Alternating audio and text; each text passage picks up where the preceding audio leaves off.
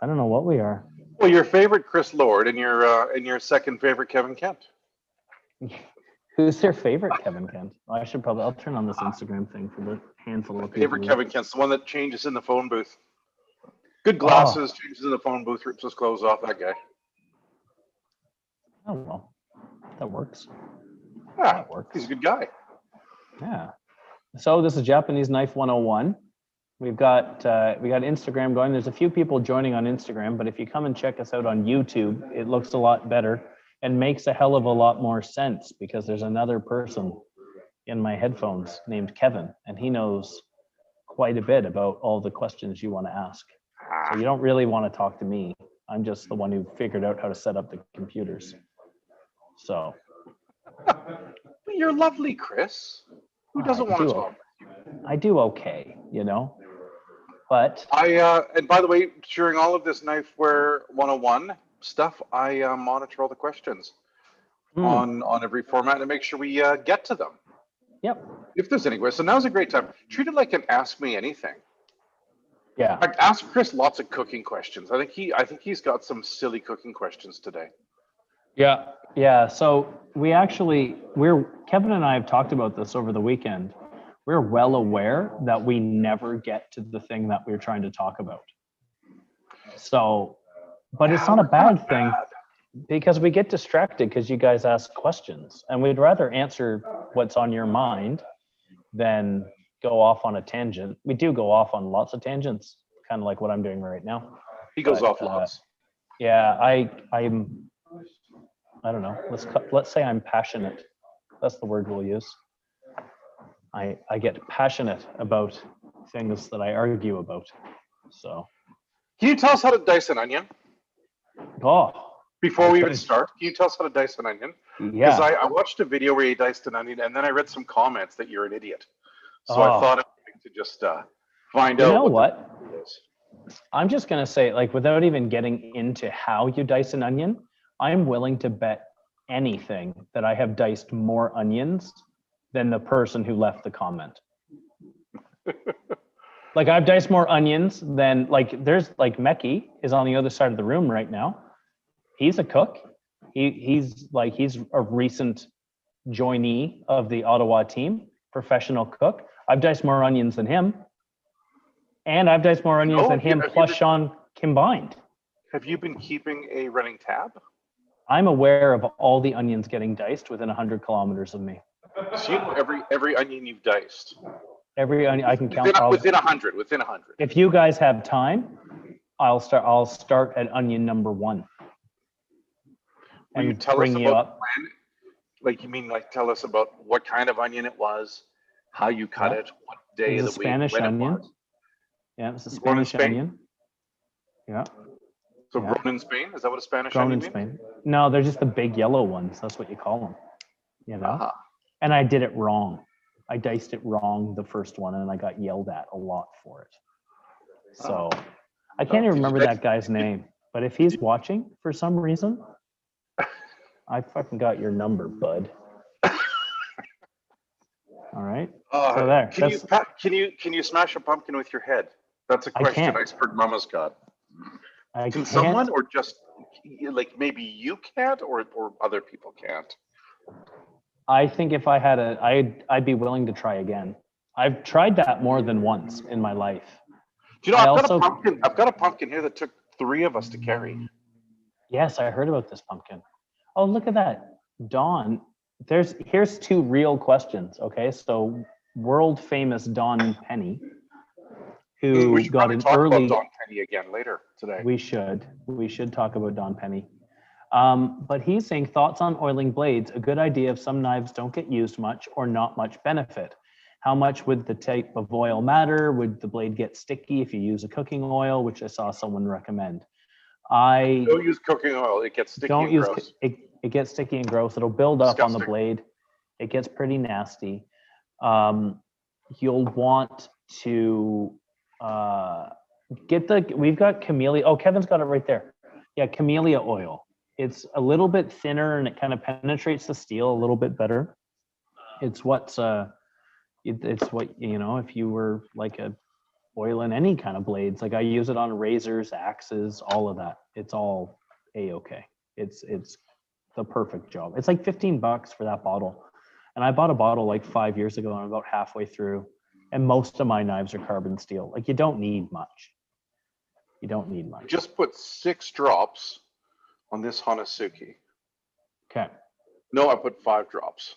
3 on one side and 2 on the other. Are you supposed to apply with your fingers or a paper?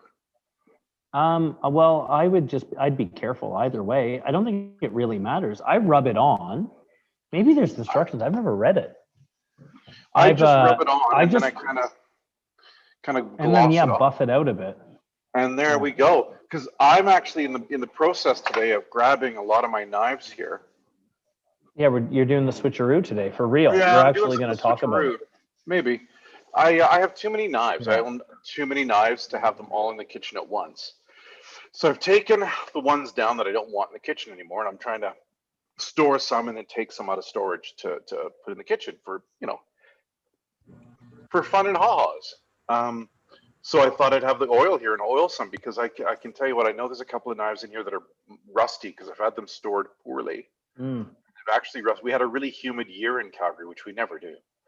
And the humidity in the air has infected the blades, and I've got some tarnish on them, some rust.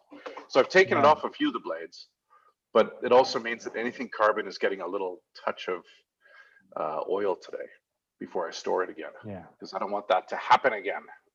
So Don Penny, use this, put a little couple drops on it. It's the knife, or it's the Kent of England Camellia oil. It's great for our razor blades as well. And a couple drops smeared around, just cover the whole blade. It stops water and it stops air from touching the blade so it doesn't rust. Chris, there's a couple of good questions on YouTube. Listen, what's the easiest onion to cut? The easiest onion to cut? That actually sounds like a dad joke. What's the easiest onion to cut?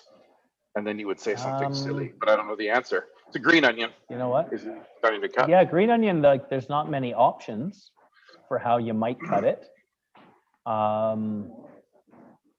Yeah, someone on Instagram, the king shit. Should I use oil on my knives before storing them in the knife guard? Well, we were just talking about that on YouTube. So if you follow the link here, if you're able to, but in the meantime, you can, you usually just use oil if your knives are kind of prone to rusting or you're going to put them away for quite a while, not get a chance to use them. But yeah, you would put them on before putting them in the knife guard. Make sure, or in a saya. Yep, yeah, either or would work. That's the right time to do it before putting them away. I just greased this one up. Oh, I guess you can't see that on the Instagram, but there you go. Into the saya. Kevin has just oiled up a knife over on YouTube. So. And stuck it in a saya. You've got a saya for that? Where'd you get that? I got secrets, man. Jesus. Infinite Being is saying, for cooking at home, would you use cast iron pans or carbon steel? Yes. They're not necessarily the same thing. When you say a carbon steel pan, I think of like those, like the Ballerini pans that we've got, or the West Japan Tool, or the Prince Koigo pans from Niigata. That's what I'm thinking of. So a thinner steel, usually used more for sauteing. I describe pans. We talk about cars being knives being cars often. I think pans are kind of like that too. I think a cast iron pan is like a big freight train. It takes a little bit longer to get it heated up, and once it gets going, it's a lot harder to slow it down. Oh, when you put I like that. Yeah, like when you put a steak in it, it doesn't change the whole. It doesn't change the temperature of the pan too much. No, but it keeps pumping. Sorry. But it just keeps moving, right? But then a carbon steel pan, they're generally a little bit thinner and it conducts the heat better, so they heat up faster. So they're better for sauteing. So they're more of like a, like a drag race, something you'd win a drag race with, right? It's all about fast bursts, right? And that's like, because when you're sauteing, you take it off the heat and you toss everything around and then put it down. I'd use a mixture of both. I don't have any stainless steel cookware at home. I guess I got a couple of like sauce pans that I've got a stainless steel fry pan that I never use. Never use. Yeah. But yeah, I've got a good mix of Like if you ever have any questions about the cookware that we sell at Knifeware, I personally own a good mix of it. I've got a couple of Finex ones. I got a couple of Ballerinis. I got one of the West Japan tools. I don't have one of the Ronaby Brooks, the lightweight cast iron yet. Oh, dude, I took one of those home. Last Yeah. time I was in Europe, 2 trips ago, from a trade show. That's why we have them. I took it home, threw it on the pan, threw it on the heat as is, threw an egg in with a bit of olive oil, flipped it over just fine, and was sold. And it is kind of like the missing link between a cast iron and a carbon steel. It's like thin cast iron. Yeah. There's a couple of like they're really cool. Koigo Prince pans. They do what they call a deep frying pan, but it's like a flat bottom wok. And we get those from another company called Yamada as well. That'll probably be the next piece of cookware I get. That's kind of what I've had my eye on. That might be my Christmas gift to me that no one knows about until Christmas morning. Yeah. Nice. 20 has asked over on YouTube, how should I treat the Masakage Yuki Nikiri handle that I just bought from you guys? So sometimes take a blowtorch to clean it. Take a blowtorch, cook it. Don't listen. This is bad advice. Burn it and rub Vaseline on it. Bad. That every step of that was terrible advice. Oh. Yeah, that didn't work actually when I did that. Don't do that. No. What you want to do is sometimes particularly with the Magnolia or the Ho handles that you get on some of the Japanese knives, they're not always treated as much, like they're not oiled or the wood is left a little bit raw. If that bugs you, get some of the Clapham's beeswax. It's what we sell it to go with the cutting boards. Well, but I've got something exciting to tell you. What's go that? on. I'm gonna find it here. Okay. But go on. Okay, so it's a mixture of beeswax and mineral oil. So you can use that and smear it onto the handle and then maybe wrap it in a piece of paper towel, let it sit overnight. And then the next morning you can buff out the excess. I had to do that I did that with a knife handle last night because Kevin, I've got one of those, it's one of those, those Sunahisa hunting knives I bought when we were locked down so I could, for like batoning firewood. I torched the handle on it yesterday. And then rubbed it with a bunch of beeswax because I don't have it with me today, but I've been wearing it around. I've been wearing this giant, yeah. It's like a 200 millimeter hunting knife and I've been using it. I've been like wearing it on my hip a lot lately. So the hillbillies come out in me again. So I'm guessing that means we're getting our own board wax. Yeah, I like the Clapham stuff. We've made a couple of changes and we're having it made up in Edmonton. Oh, fun. And it should give that nice finish for cutting boards that the water beads off of, but it should penetrate a bit better. Okay, cool. Yeah, so maybe a little less of the soaking, like what I was just describing. Yeah, so it should bead a little bit better. We didn't test it tons. It was at least as good, but I think it just penetrates a bit better because we were trying it on handles. And the handles felt smoother after. Oh, that cool. was the thing that was interesting to me. Cool. I am looking up a picture because I want to show someone. So we've got Sean on YouTube. Let's talk about those handles. Let's talk about the handles some more because I have a few that need it right now. So I've got a fine sanding sponge. Okay, yeah.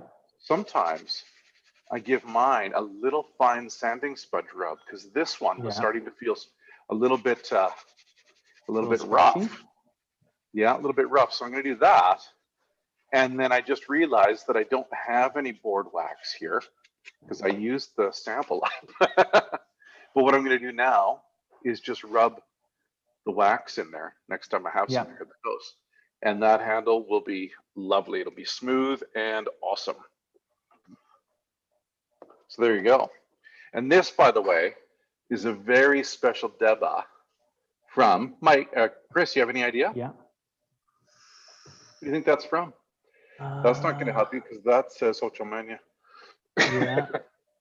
I would guess I want to guess that it's Masashi, but I don't think That's I'm the right. one. Really? The one, buddy. Yeah. Oh, wow. It was really, you know Masashi. what it was? It's not that I can read what he said. It's just that he's really good at that. Like he makes his own name look really nice. So that was my guess. So I'm just giving it some grease because it came out when I was catching little fish this summer, but I'm not going to be catching any little fish in the winter because I tend with ice fishing just to catch either nothing or monstrous fish. Fun. So there we go. We've waxed that one up and it's going into storage as well. 20 is asking, what grit is that sanding sponge? I don't know. It doesn't say, but it's like it feels super smooth. It's like the smoothest one I could find. Oh, okay. Yeah, just and like then smooth. Probably something like 200. Sean is asking or says that he was gifted a Kamigata, a Masakage Kamigata, and how do I utilize this thing? It seems so foreign to me. So I don't actually have one in the shop. So I found a picture here on my phone. So a Kamigata looks like, it's like a baby Nikiri is really the best way for me to describe it. But it's got like more of a sharp, not a sharper point, but like as compared to a Santoku, which is a little more of a gradually comes down to the point, the Kamigata has more of like it looks like a sheep's foot. Yes, but it does. Those are like a baby Nikiri. I bought one for my mom, the famous Big Deb. I bought her one, 5 years ago, I guess. Because it's just good for all those little chopping jobs if you don't have a lot of room. In my mom's case, she was never really a big fan of larger knives. So I got her that because it seemed to be the length of the knife that kind of freaked her out. So I bought her that knife, and then she can chop just fine. If you work in a professional kitchen, it makes a really good lined knife. If you work on like garde manger or something, and you just kind of put salads together or composed plates. I like having the height so I can chop, but not the length because it takes up too much room. So, you'll find a reason. You'll find something that it's perfect for. Slicing herbs, it's really good for that. What do you got there? Sorry, I was just gonna, after you were done, I was gonna talk about this. I don't know. What else might you use a Kamigata for? I think slicing herbs is a good. You know what? I worked at a place called shallots, St. John. garlic. Worked at a place called St. John Restaurant for a long time in London, and I sliced so many thin shallots there, like endless shallots. And I think that would have been a brilliant knife. In fact, the first time I looked at it, I was like, that's the knife I wanted for shallots. So that's what I would have done. Thousands I've probably sliced more shallots than you, Chris Lord, but maybe not diced as many onions. Yeah, there's a good chance. Yeah. I've sliced thousands and thousands every week. A lot of the knives will come with this paper, and this brown paper here is the paper that keeps moisture away from your blade. So if you've got a knife like this that's freshly oiled, and then you put it in the paper before you store it, that's doubly protected. Chef Mex has just joined the conversation on YouTube and is asking if you really need that cut for onions.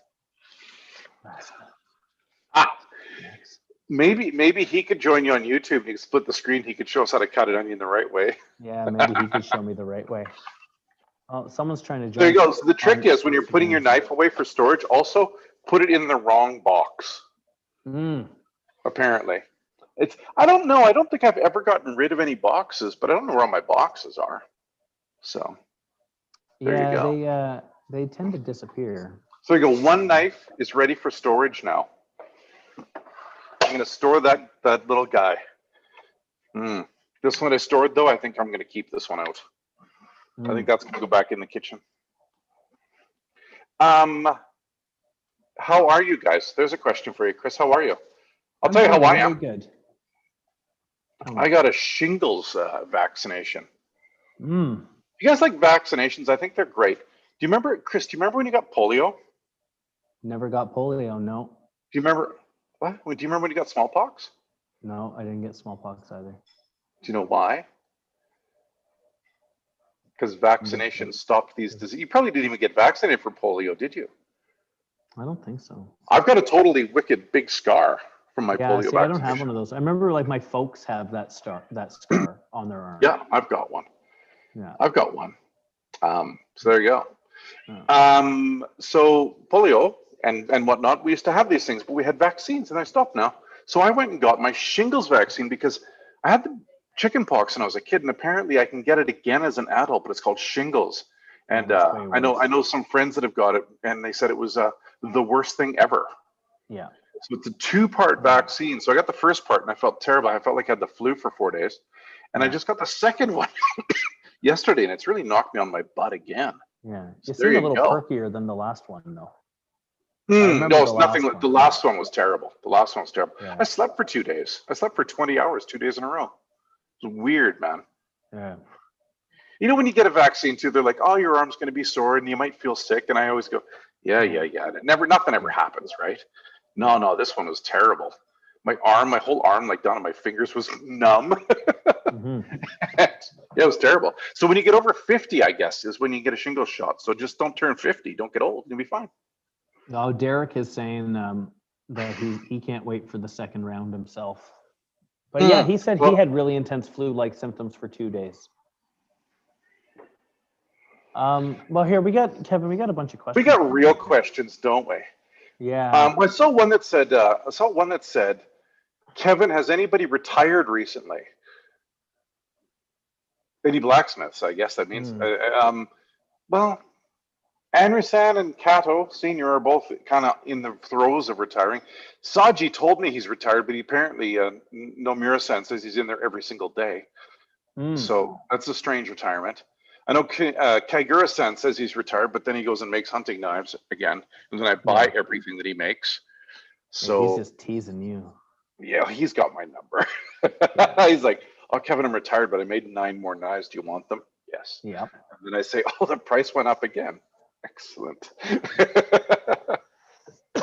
Oh, excuse me. I bought it, Chris, and further to that conversation, Chris, I bought another hunting knife from Kaigura for me again.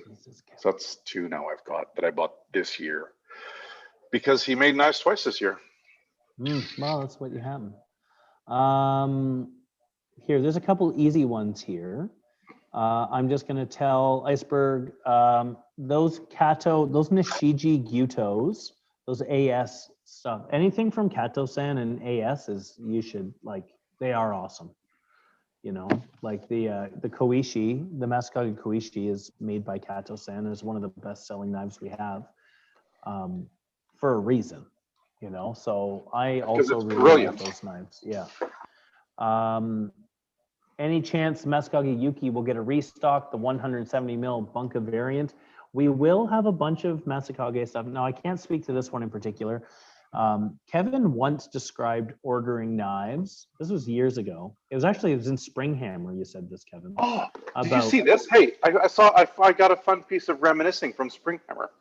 Oh yeah. So it was the tickets from when 2014 when we ran it at the Plaza here in Calgary. Oh, fun. Now that was before your time here, Chris, and you don't know about this. But we flew all the staff from.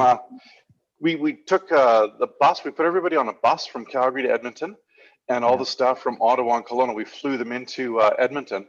We stayed at the hotel I like in Edmonton for the night, and we all attended Springhammer at the film festival there as a huge knifeware posse. It was super fun. I think that was like the fall before I started, because I remember hearing stories about it.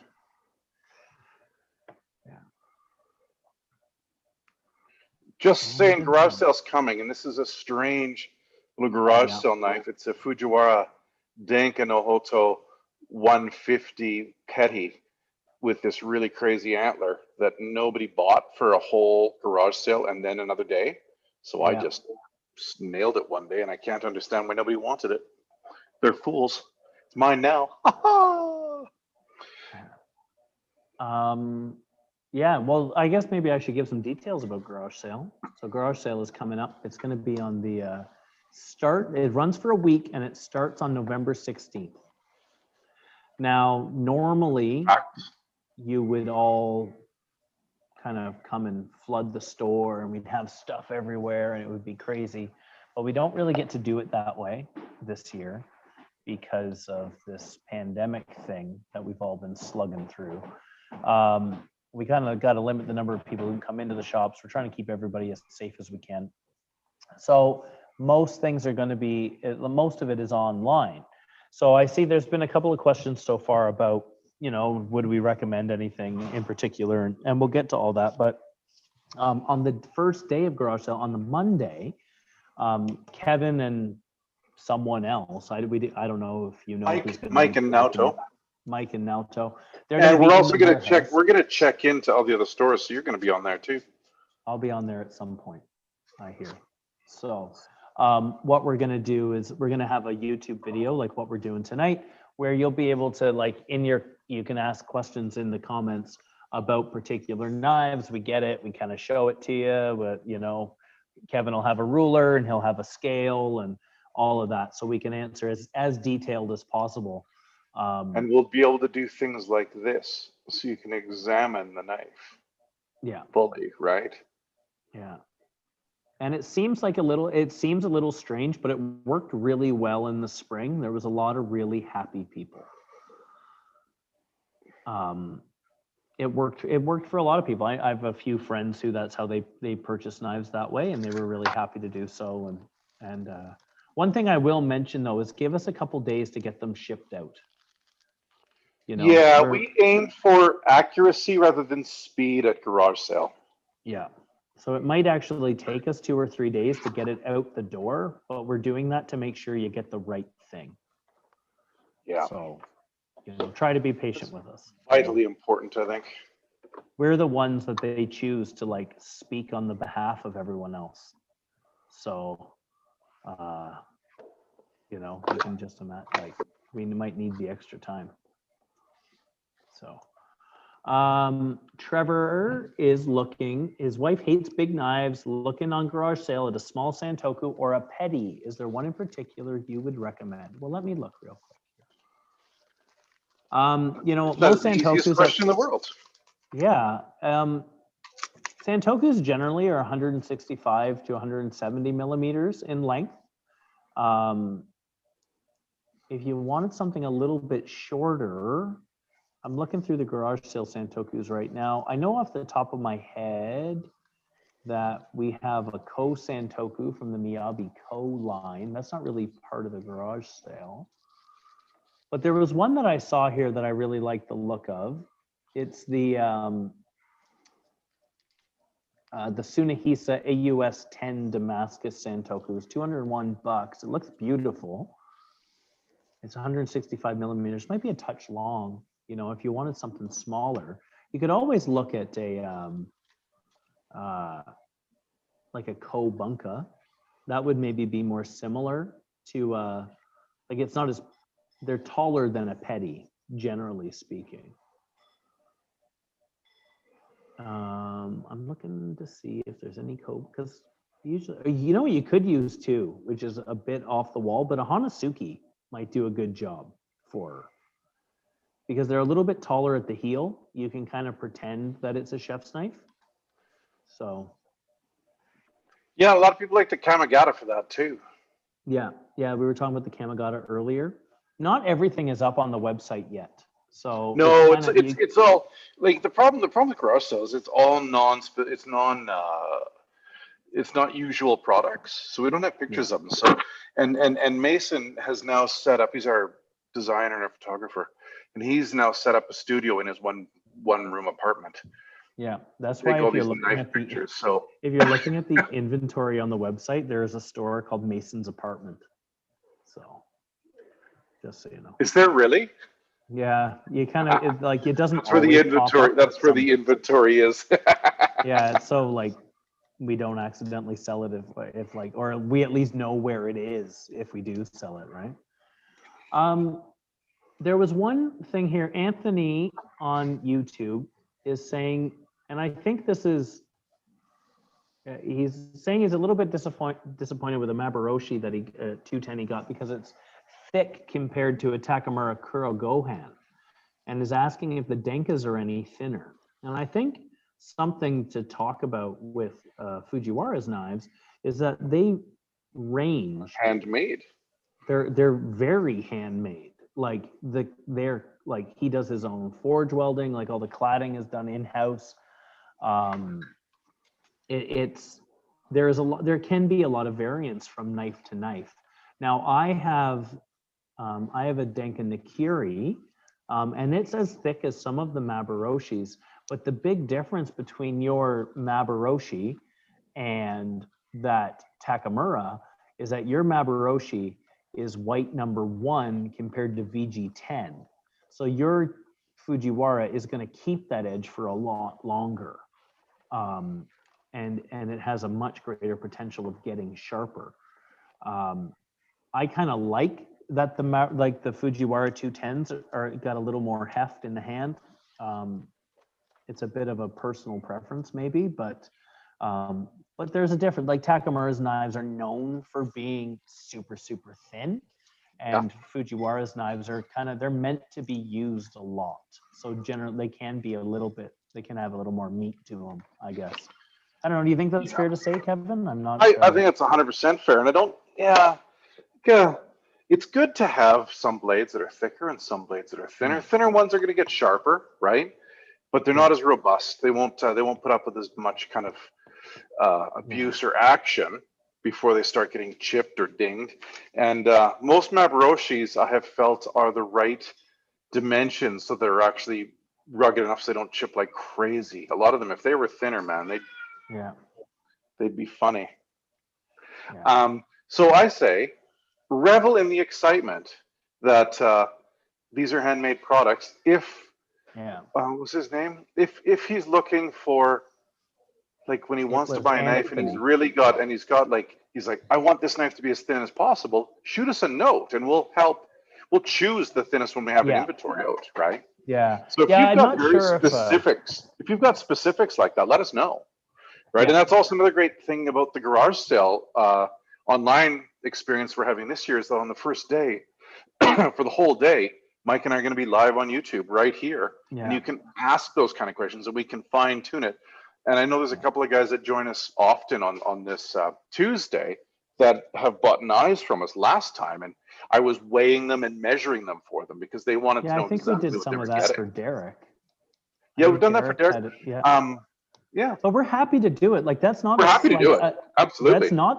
That's not like I don't mean to like talk anyone down, but that's not special treatment. That's something that we do. Like if you email us and say like, could you please, like, it is perfectly normal for someone to ask us like, hey, can you measure the spine on this particular knife? And we'll send you a picture of it with measurements and everything. Like that's kind of like, that's what we do, right? It's our job to find the right knife for you. Yeah, that's our thing, man. Yeah, so that's like one of my favorite parts. And sometimes it stresses people out, but when I've helped someone in the store pick out a knife, and then I go and get, I think I have more than one, and you've got 3 or 4 options. Like you can pick yours out of the pile, like, and you'll notice differences. So like Anthony, if you had the opportunity to come into the store, like, you would have been able to pick yours out of those 3 or 4 and get the one that's perfect. But if you don't live in one of our cities, just shoot us messages and say, listen, here's my order, but I would like this, right? And we can work with you and find the one that's going to make you the most happy, because that's a win for everybody, right? That's what we like doing. Yeah. We get it. We're knife nerds, man. We get it. Yeah, I get that some feel better than others in different people's hands. That's normal talk for me. A knife is not just a knife. Oh God, no. Yeah. Mark is asking if we sharpen Camisori, and we do. Yeah. Most of the razor talk happens over at Kent of Inglewood, which is our other brand, which is all about classic shaving and grooming and getting dirty out by the campfire and getting home and scrubbing up. But yeah, we do Camisoris as well. I kicked myself in the ass because I was at Fujiwara's house and he had a Camisori for sale in his cupboard. But he wouldn't sell it to us. But he wouldn't sell it to me. I would have bought it. And I was like, I've been begging him. Yeah. You should, but So look at that. Joel says, every time I've come into the shops, you've found me the right knife. And it's been a pleasure. Well, thanks, Joel. Oh, I'm glad we can do that, man. Here, Chris, I got a funny knife here for you. yeah, You know show what me. this is? It looks like a Takeda. You got that kind of handle, right? And there's a bit of epoxy there. Yeah. Yeah, I'm guessing a Takeda. Scales all over. Look how thick it is. Very thick, very heavy. Yeah. Can you see the engraving on there? KK4AS. Yeah. I made this knife with Takeda. It's the fourth knife I made with him. Oh, And fun. it's also rubbish. Yeah, my knife. You know what? Can I? I've made a lot of knives. Did you grind that knife? Did you grind it too? I did everything I didn't heat treat it. So I started this knife on one trip and then came back and finished it on the next trip. Because that was like he did the heat treating for me. I'm not very good at these kind of games sometimes, but the thing that was throwing me off was the shinogi on that knife seemed tall for a Takeda. Yeah, well, that was just me trying to make the knife cut worth the pound. So yeah, whoever made this knife didn't do a great job. So when I say shinogi, I'll just show you because that's kind of like that's a jargony word, and I would rather just. Well, it's not jargon; it's a specific word, but yeah, nice but a lot of people don't know what it means. So I know, but it's nice the shinogi is this. Sometimes you'll see this called the primary bevel. So it's this big like band here where it's been ground away down to a point. So you'd call this the shinogi, and then what we might call the secondary bevel, like what actually creates the edge of the knife in Japanese is called a koba. So if you ever hear people using those terms, that's what they're referring to. And then I don't know that it's actually a word that you would use when you're talking about a sanmai knife, so a knife that's made out of 3 pieces of steel. But sometimes they'll talk about like, this line here. And in a honyaki knife, they'll call that a hamon line, like where the steel changes. But I don't know if that's actually a term you would use in this in a sanmai knife. I've seen it used that way. That they call it the hamon. That's a sword. That's a sword phrase, a sword word. You see this? Look at how tarnished that is. This is what I'm saying. I put these knives away and didn't take care of them, right? So this one's totally tarnished. I've cleaned up the one side, but I haven't cleaned up this side as a bit of a reminder. But this is one I made with Anrizan. Oh, cool! I made a knife with Anrizan, or I made it with his with one of the younger guys there. It's also not good. Someone has asked me a question on Instagram, and I'm sure I've ignored it for a very long time. Any tips for sharpening edge leading side of the knife? My hands are not as dexterous when I flip the knife. Sorry if wrong time for the question. You know what? I find if you have a hard time with just flipping the knife over and doing the back side, try switching hands, put the handle in the other side and sharpen that way. You might have to go a lot slower. I know when I'm trying to make a knife, like put like a nice finish on a knife, I'm left-handed usually, and I'll put the knife in my right hand to do like You're not usually left-handed. Yeah, well, I am, except for this like one task that I do when I try to, because I find if I'm trying to put like a nice finish on the knife, I need to switch hands to get the 1.5 inches from the heel to get it to look good. Don't know why, but here we are. Questions. I didn't really answer Trevor's question, but I think you should keep an eye out. Keep looking on the garage sale. Look for Kobunkas and Kamagatas. Maybe a Hanasuki if you think she's going to be mean to it. That would be my recommendation. How many of the Yoshimi Kato Nishiji AS240 Gyuto will you have for the garage sale? I have no idea, Iceberg. Somewhere between 0 and 10. 0 and 10, somewhere between 0 and 10.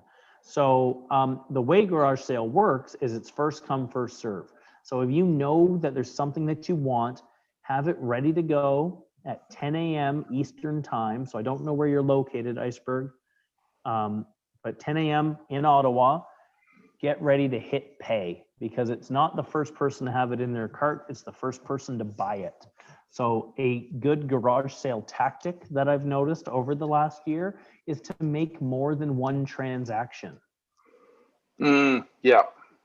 You know, buy the one that you, if you know you're going to grab it, buy it and go back for more later. We used to see people do that in the store all the time. You would see, like, because if you pick it up, like, because the rule before was when the stores were open, if the knife got ordered online but it's in somebody's hand, the person who's holding it would get it.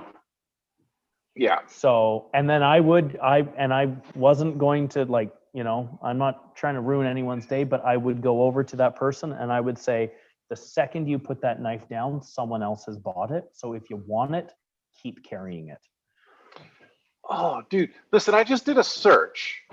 Yeah.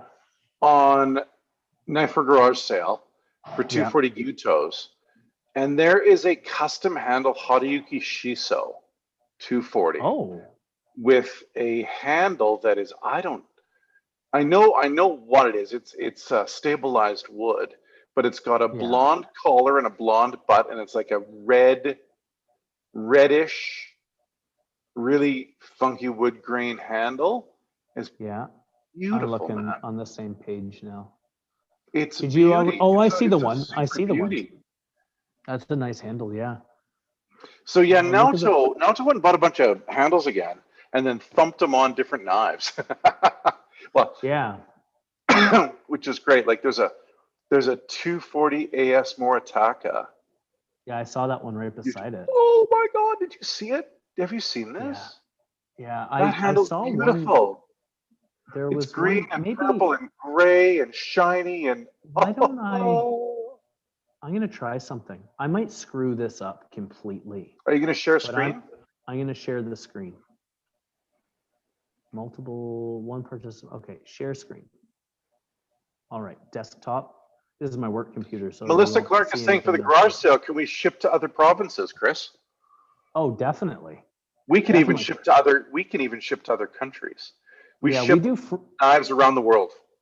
Yeah, free shipping on anything in North America for a purchase over $200. If you're elsewhere, you'll only pay what we have to pay. We don't make any money really on shipping anything. We do it all through DHL, and it's calculated at checkout. It's all live calculated, yeah. So you get the exact, or you pay exactly the rate. Yeah.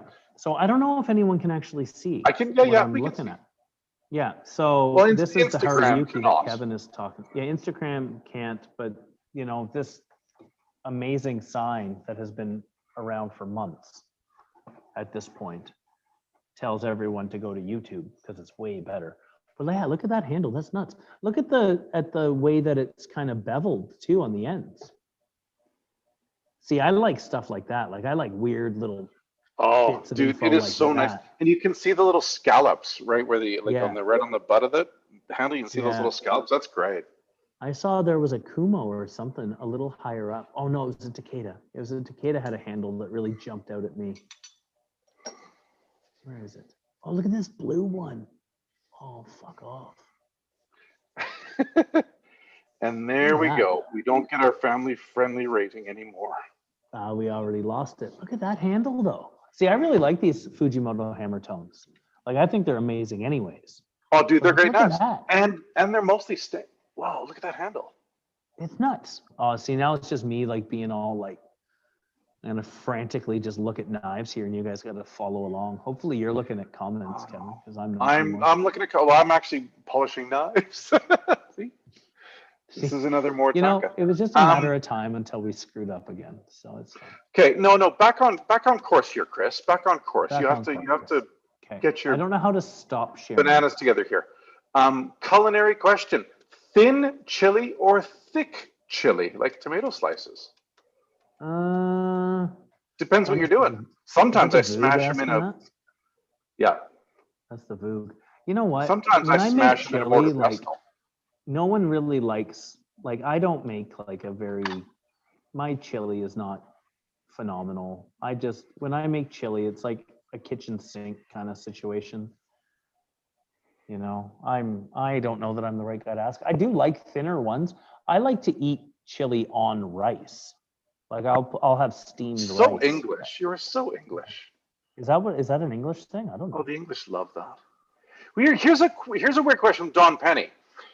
There's slight discoloration on my new blade. Mhm. That's not normal patina, as opposed to don't use it for brined meat, right? Like I'm not an idiot for using it to slice my back bacon. No, no, no, He's just no. an idiot. He claims he's just an idiot for other reasons. What I find now, and I'd have to look at it to be more certain, but I find when you use your, because this is a Sujihiki he just got. I know what knife he's talking about. When you So use what like Sujihiki is it? it's a Yuki 270. Okay. So it's made out of white carbon.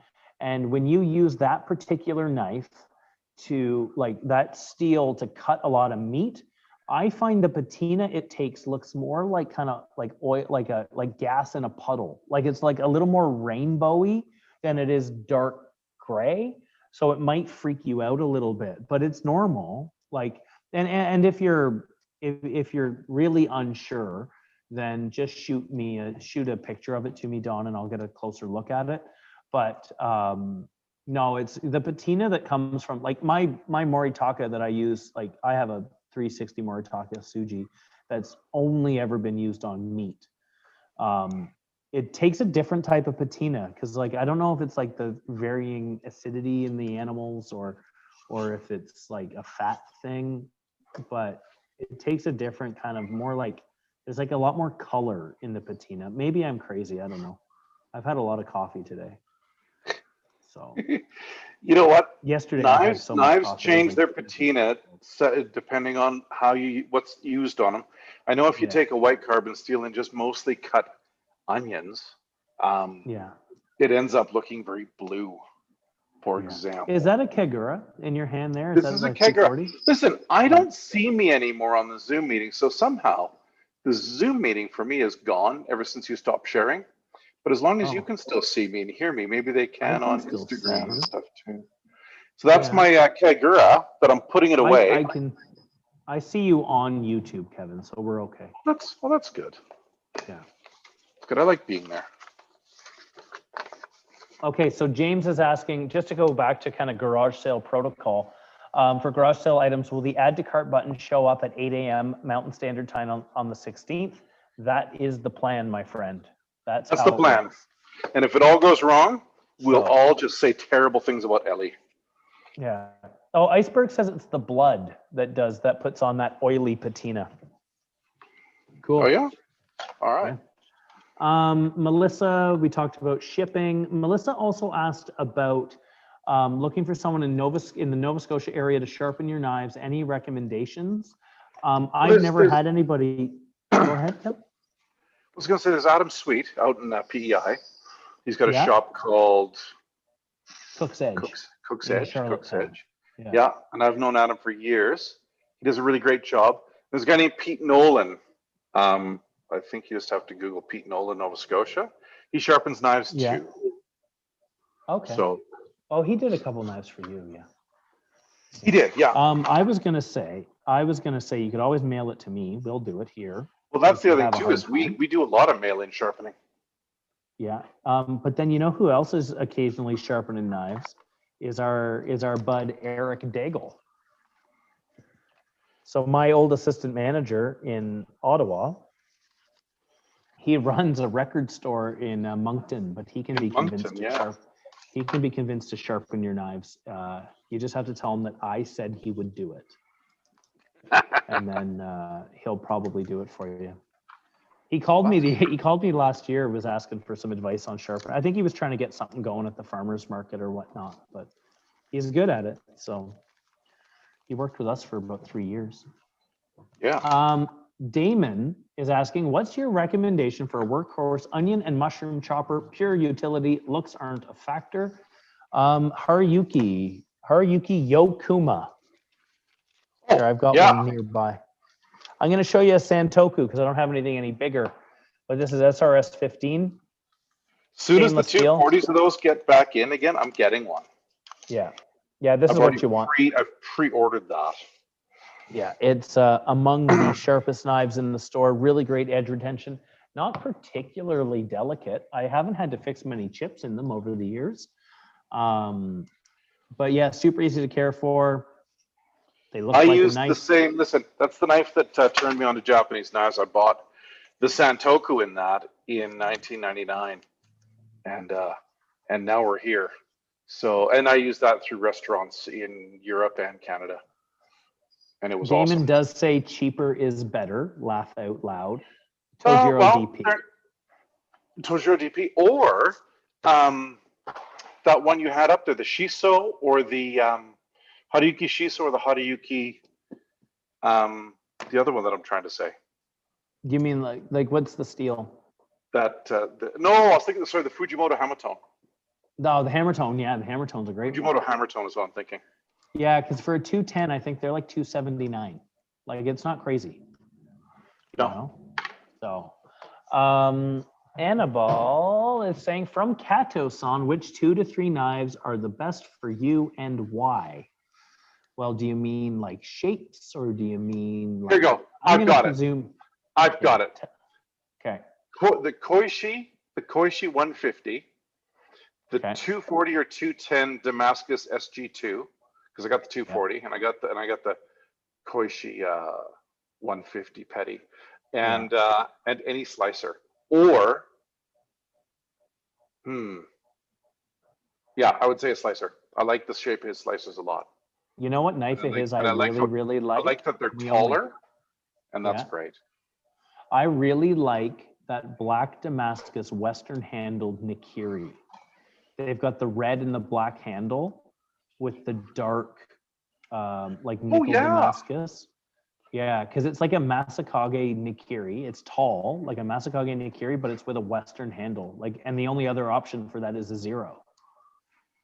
So, yeah, I like those too. Kato makes amazing knives. He does. He does. I have a lot of time for Mr. Kato. Brian is asking if we know anything about Shiro Kato knives, and I have no idea what you're talking about. I know Shiro Camo. Shiro Camo. Yeah, maybe that's what he means. But I don't know Shiro Kato. Yeah. And Annabelle says, Kevin, the Hariyuki Yokuma could be named Artisan. Sort of, but they're different now. Oh, okay. There used to be, they used to be called Artisan, or at least, anyway. The Western handle ones are mostly the same now, but the Japanese handle ones, the Kuma, are far better. The way they're ground, I've got a picture and the way they're built is way nicer. Okay.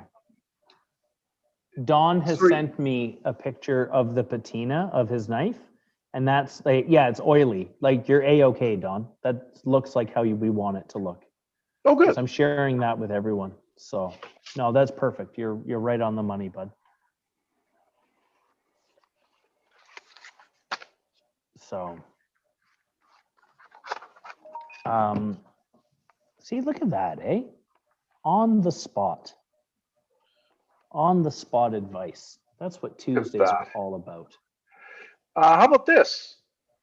What do you got? What type or species of wood would you like used in handles? Well, here. I like maple. Can you see that? That's maple and blonde buffalo horn. Okay. I like uchi and dark buffalo horn. I like rosewood and black paca wood. Yeah. I like American cherry and black paca wood. Mm-hmm. And just about all of them.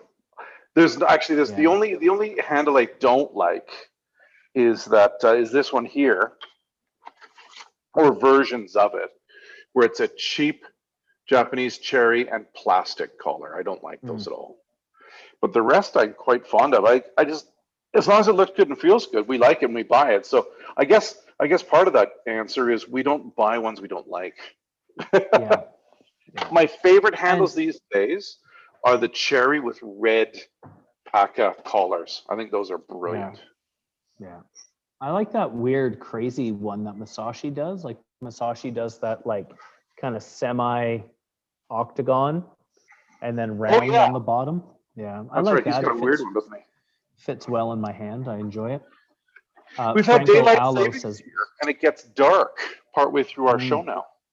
yeah. Oh, it's like night. It's like full-blown nighttime here. Well, you're 2 hours ahead of me, man. Yeah.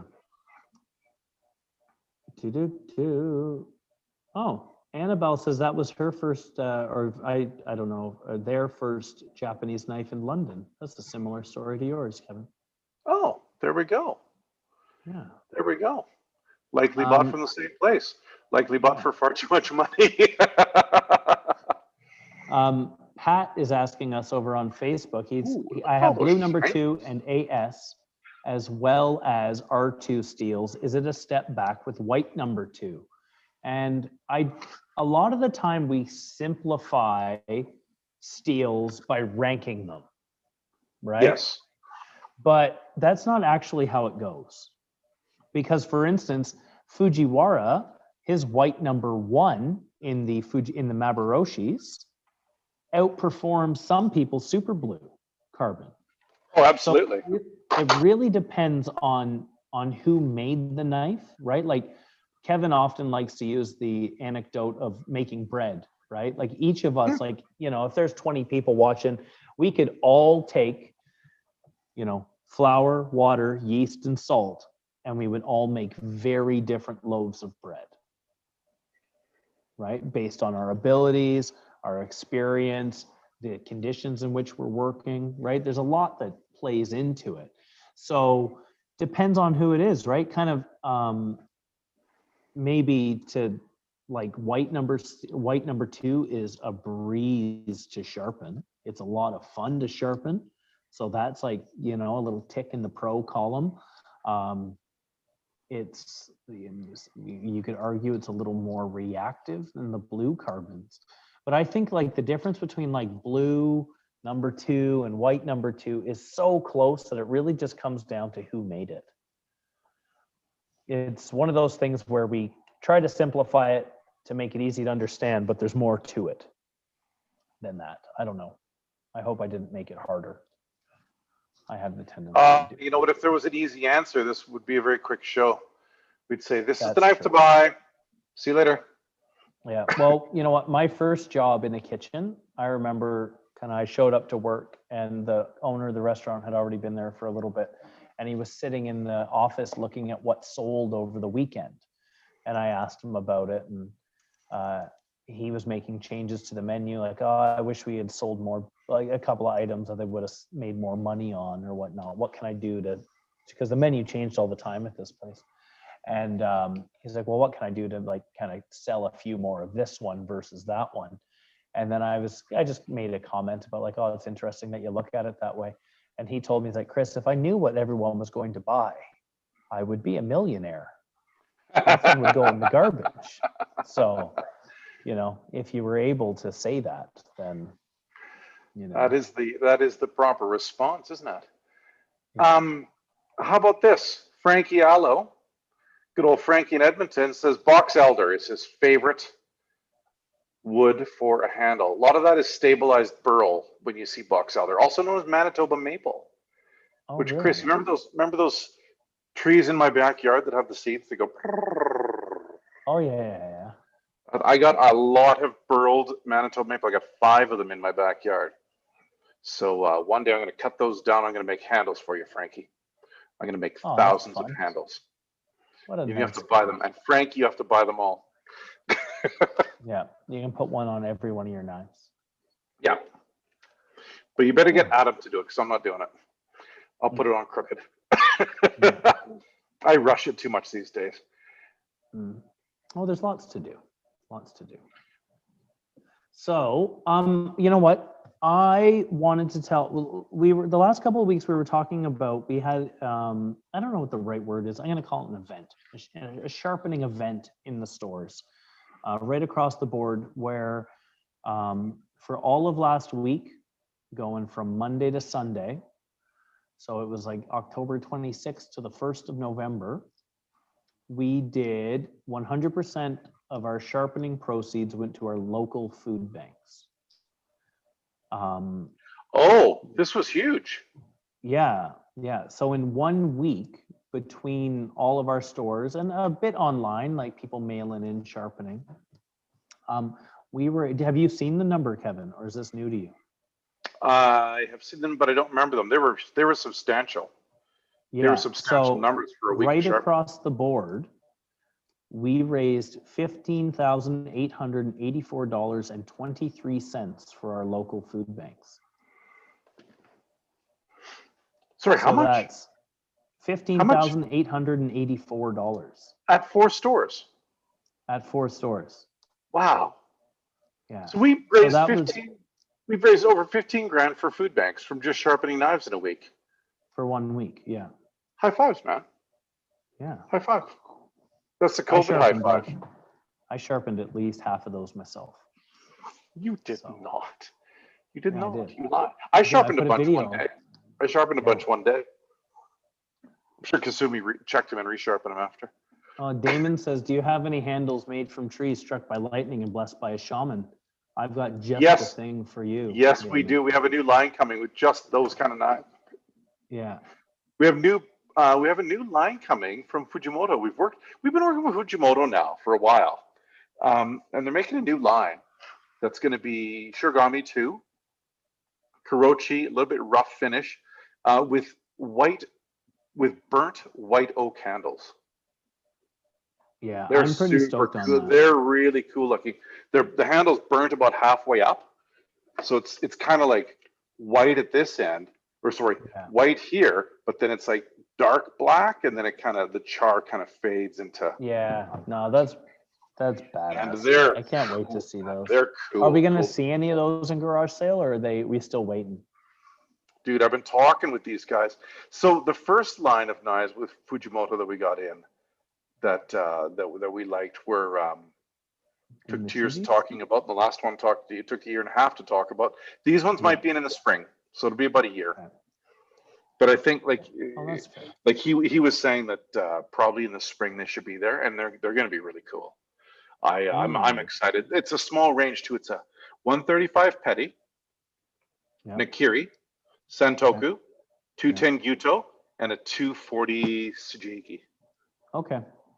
I really like those 135 Fujimoto Petties. I like the shape of them. They've got a good shape, right? And they're pointy. Yeah. I love the shape of their slicers too. Yeah. I think they've got a really cool little tip, and they got a little point. Like they're really cool shaped slicer, and the bottom's really graceful. Like I like the shape of their slicers a lot. I got a question on Instagram. Toolbox is asking, how do you sharpen kitchen scissors? And my cheeky answer is give them to Alex. Scissors can be more difficult to sharpen. I'll be honest, I am not the best at doing scissors. There are certain things for me, scissors are touch and go. I can do some, I can't do others.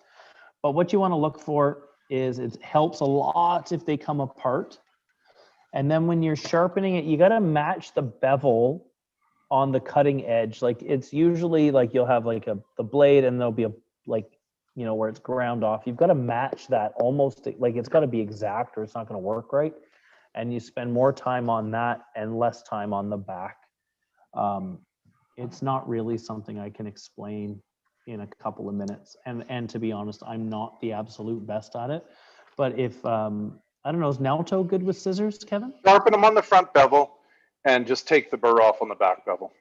Okay, so that's not far off from what I said. What you can do is actually what Shiba taught me. Sharpen on the front bevel and then work the back bevel till the burr just flips on the other side, and then break the burr off by actually cutting with the scissors.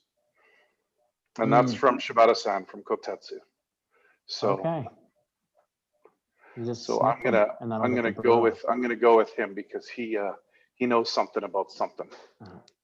Oh, Sean is asking us here about no Ajikiri. I think the odds are they'll just start that Fujimoto line small and then see what comes. I bet you an Ajikiri and a new Fujimoto line would make a great garage sale knife down the road. Yeah, nothing works fast there, but when they do finally they do finally get all the knives we need when we start producing this grade. Yeah. So that's Damon is asking a question, and I don't think he's going to like the answer I have.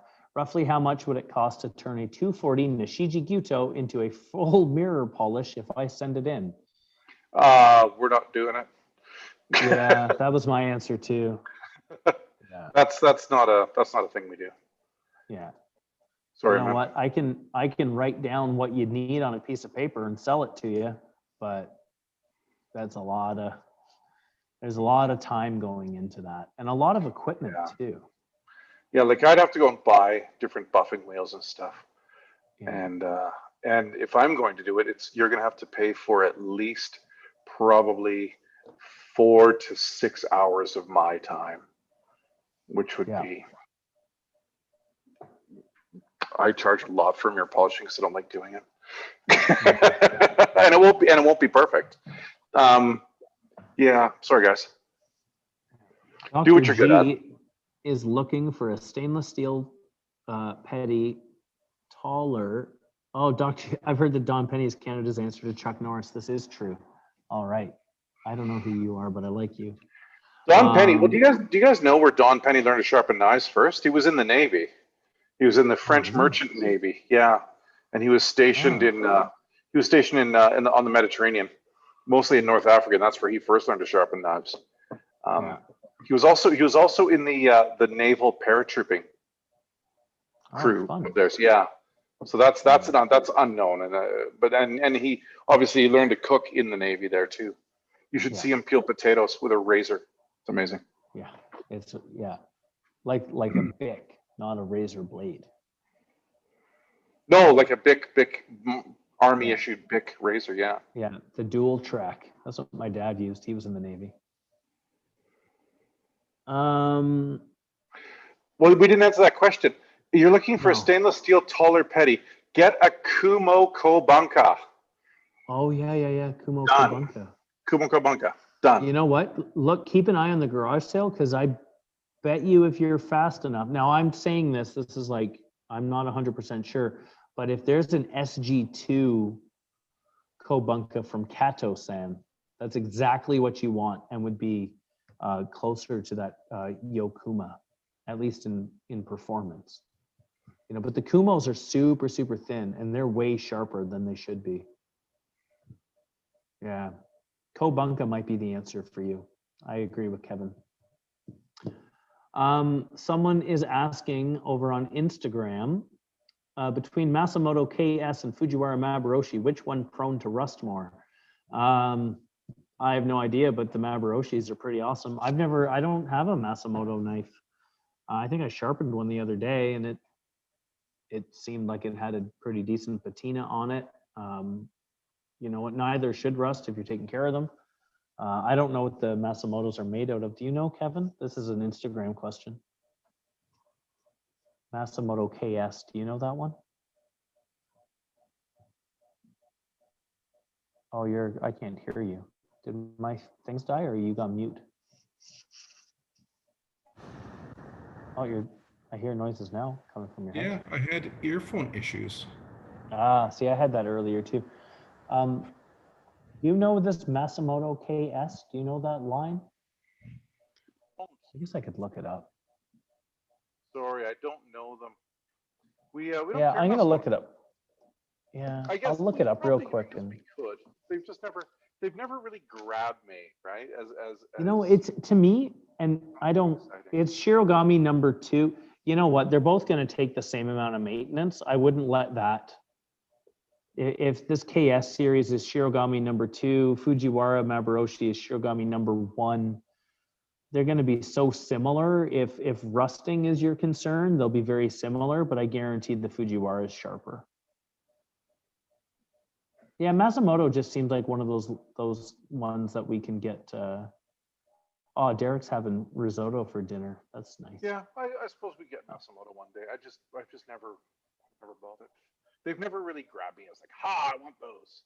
That's the other thing too, right? They just kind of seem like we kind of buy the stuff we love, and we don't buy a lot of the stuff that doesn't excite us. You know, it's like the knives when you like cut a tomato and you can't help but say, "Holy shit!" Those are the ones you need. Hey, listen, Chris, I opened up my the news today, and I saw there's an event happening in the United States that seems to have captured people's imagination. Excuse me. It's an election, I hear. So if anybody's in the There States, isn't. Yeah, I've heard that there is an election going on in the States. I don't know that I'm one to talk much about. Talk from the States if they can give us an idea what the big deal is. Because it's just like it's just renewal of old president time, isn't it, or something? Yeah, they don't tend to switch out too often, do they? No, it's hard to get rid of the president after his first one. So I think they'll just it's just a renewal, like a stamp, a rubber stamp or something. Yeah. Listen, we've got somebody on Facebook asking for a Deba suggestion. Ah, Biancatesh. Well, here's my thing about Debas. Here's my thing about Debas is you want one that is white carbon steel or blue carbon steel or a softer steel. Like I've got one here. Oh, I don't have it here anymore right beside me, but it's AUS 8 and I really like it because it's not so chippy. But you certainly don't want one made out of ZDP 189 or HAP40. So some of those steels are way too hard. You don't want a powder steel Deba. You'll never get it sharp again if you chip it or something. Yeah. So there's a. But Chris, give us a suggestion. I like well we have some Masashi ones. We still have some 165. Oh. Like I think like the magic the magic size for a Deba is a 165 Deba. It's not too big. Like you can most common, yeah. Yeah, you can get bigger ones, but it really depends on what you're cutting. You can get bigger and smaller, but 165 is standard for a reason. You know, it's probably it'll cover the most ground. But remember we used to get those, we had those 240 Yo Debas from Fujiwara that were like older than me. Yeah, well, they were built in the 80s, so maybe they were older than you. No, don't. When were you born? 85. That's disgusting. Yeah, but I'm really old on the inside. If anybody's younger than Chris, yeah. But don't worry, Kevin. Why are you watching this? Why aren't you listening to Taylor Swift? Oh, snap. That's what the kids say when they're like as an exclamation. That's what my children say. I actually like Taylor Do your Swift, kids do this to you? My kids are always like dabbing at me. Do you know what that is? Do your kids do that? Not anymore, because I started doing it a lot, and then all of a sudden they stopped. It's some sort of defiance. I just beat them with cool noodles. If you find out, if they start doing something you don't like, just copy it. Just take it on board with you as like something you want to do always. I finally don't want to do it anymore. Oh, there's a great conversation. Oh, sorry. Yes. I was going to say there's a great conversation of the Voog is asking. Don Penny put this picture up on Facebook or Instagram or something the other day of he had French fries with meatballs and gravy on it. Now, I don't know if this is like something from the mainland at all. Like if you guys have ever had this, but in Newfoundland you can buy. Okay, Kevin, you would hate it because it's like hyper processed, but I have a really soft spot for it. And it's this canned gravy that's got these little meatballs in them from a company called Purity. Are they Purity, Don? I don't remember. Doesn't sound like it's very pure to me. No, but yeah, I would eat the same thing. Just like this, meatballs and gravy on mashed potatoes or on French fries. And it's like, and the Voog would be all over that. Like that is right up his alley.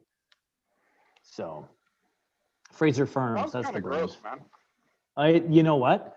But you would like it. If it was like a homemade version, you'd be all over it, guaranteed. Well, I do like a meatball, and listen, not against French fries. No, but like this, like what Don put up is, Don, if you have it, I'll eat it for sure. I don't care. Biancatesh is saying right now he's using a fillet knife and a Yanagiba. So maybe that's a good time just to kind of discuss the usage of knives, because you don't want to use a Yanagiba for filleting a fish. That's why we have the Deba. Anybody know what Yanagiba is? This guy. Yeah. You want to see? I got a fancy one over here. You want to see it? This is a pretty fancy one. This is exactly what I said you don't want in a single bevel knife. This is Oh, is that SRS one of those Kotetsu ones? Yeah. This is SRS 15 Shiba. This is the first one he made. He sent me the first one he made. He's like, hey, what do you think, man? So this is his first shot at a Yanagiba, like grinding it, and it's beautiful. It's beautiful. I never want to sharpen it. Yeah. So a Yanagiba is a long, slender knife that you would use once you've already filleted your fish. It's for slicing fish. Which Venkatesh has the right idea because he's using the fillet knife plus the Yanagiba. Yep. But you don't want to use that for butchering the fish because the edge is so fine and it's a very thin knife, very slender. The name comes from the word for a willow leaf. I don't know if you've ever seen a weeping willow, but long, slender leaves. It's good for slicing the fish up after. It's not the hardiest of blades. So we have a fun question here. Oh, where's that on YouTube? What's the difference between a Yanagi or Yanagiba and a Fugubiki or Fuguhiki? Excuse me. Fugu is that fish, the puffer fish that's that when you if you cut it wrong, you can die. Right? There's got toxins in its skin, toxins in some of its organs, and it's like I think it's the liver. The liver is supposed to be like the real bad one. Yeah, but it's got toxins kind of all over it too. One of the because it's got several layers of skin as well. Yeah. And one of the layers of skin is bad. Anyway, a Yanagiba is this, and it's a bit thicker on the spine. If this was a Fuguhiki, it might be a bit narrower this way, but it would also be thinner that way. So a Fuguhiki is a real delicate machine. So it's really thin and light. So thinner on the spine, and here as well, just a little bit thinner. I think we had one in a garage sale a couple of years ago. I've bought them for lots of garage sales. They tend to go. I remember one to know coming who through wants here. them too, right? Yeah. I tend to say, hey. Speaking of someone who's all about long Tsujihikis and Yanagibas, Daw was in today. Oh, our friend Daw Song. Hadn't seen him in a while. Oh, he's good. He's still plugging away. He's the restaurant he's working at is still going. He's Riviera, I guess, they've kept their patio open and they're doing kind of. I like that Riviera place. Yeah. I like it. And they do takeout kind of dinners for two, I guess, is what they've been doing. So he said he's been busy. Cool, right? Yeah. Oh, and the Voog's kids are typing out their names. That's fun. Let them say whatever they want to say.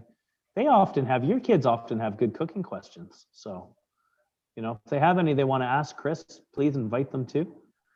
Brian is saying Suji's carbon for cool patinas or stainless for cool patterns. Yes. Yes. Either, you could go, like you kind of answered your own question there. I'll be honest, I'd go carbon because I want it to be sharper, or you could do both, like what Kevin's showing off. That's the Suji that's right beside me right now. Yeah, I've got one right in front of me too. But it's stainless Damascus. I love this knife, man. It's just, it does everything I want it to, and it looks great doing it. Yeah. It's just cool. I wish we still had the petties, to be honest with you. Like I have one, and I think I can talk to Sanyoriki, see if they want to make some more. They kind of made them as a one-time for us. Yeah. And that was it, really. Yeah, I'm a huge fan of that knife. And it's the kind of knife that it is absolutely perfect for the right person. Like when you put it like you put it in their hand and it's don't bother looking at anything else, Right. And that kind of knife it's like that for a lot of people, but I find those kind of like Western handled larger knives, they appeal to a very certain group. So Venkatesh is, I use the Yanagiba to portion once I fillet, so he knows what's up. Looking for something I can slice through the bones. We'll be there. Any in the garage sale can grab one. I'm sure there'll be some Debas in the garage sale. I'll take a look. For you. In Tefal Goron, how do I get a good Kasumi finish? I tried thinning a knife using a 400, the Naniwa Pro 800. The finish looks very uneven and blotchy. do I need a More finger work. stone for this?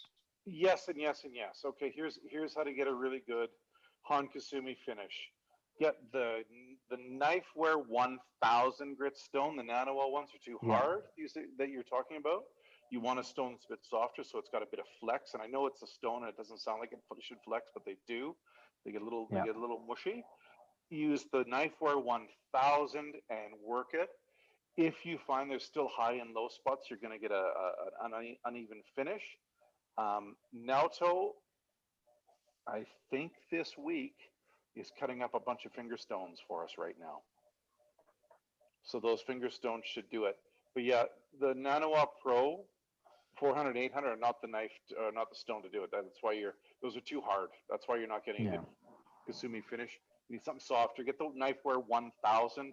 It makes an incredible Han Kasumi finish. That's why Naoto and I chose it for the set, because it really makes things look misty, foggy, cool, sexy. Yeah.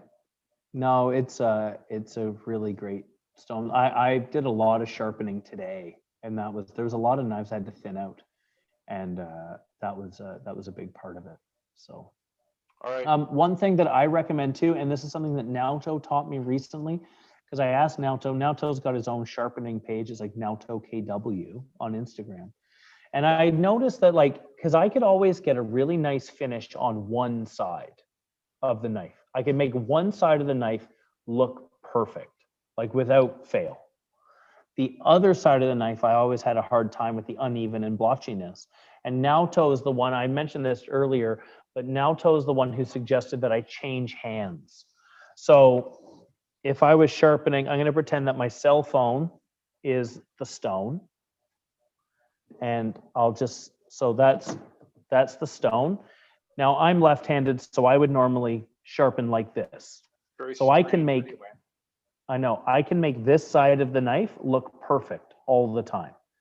But I would always struggle because this side I would flip it over, and I always, like, down in here, it was always kind of weird looking, like I could never quite get it.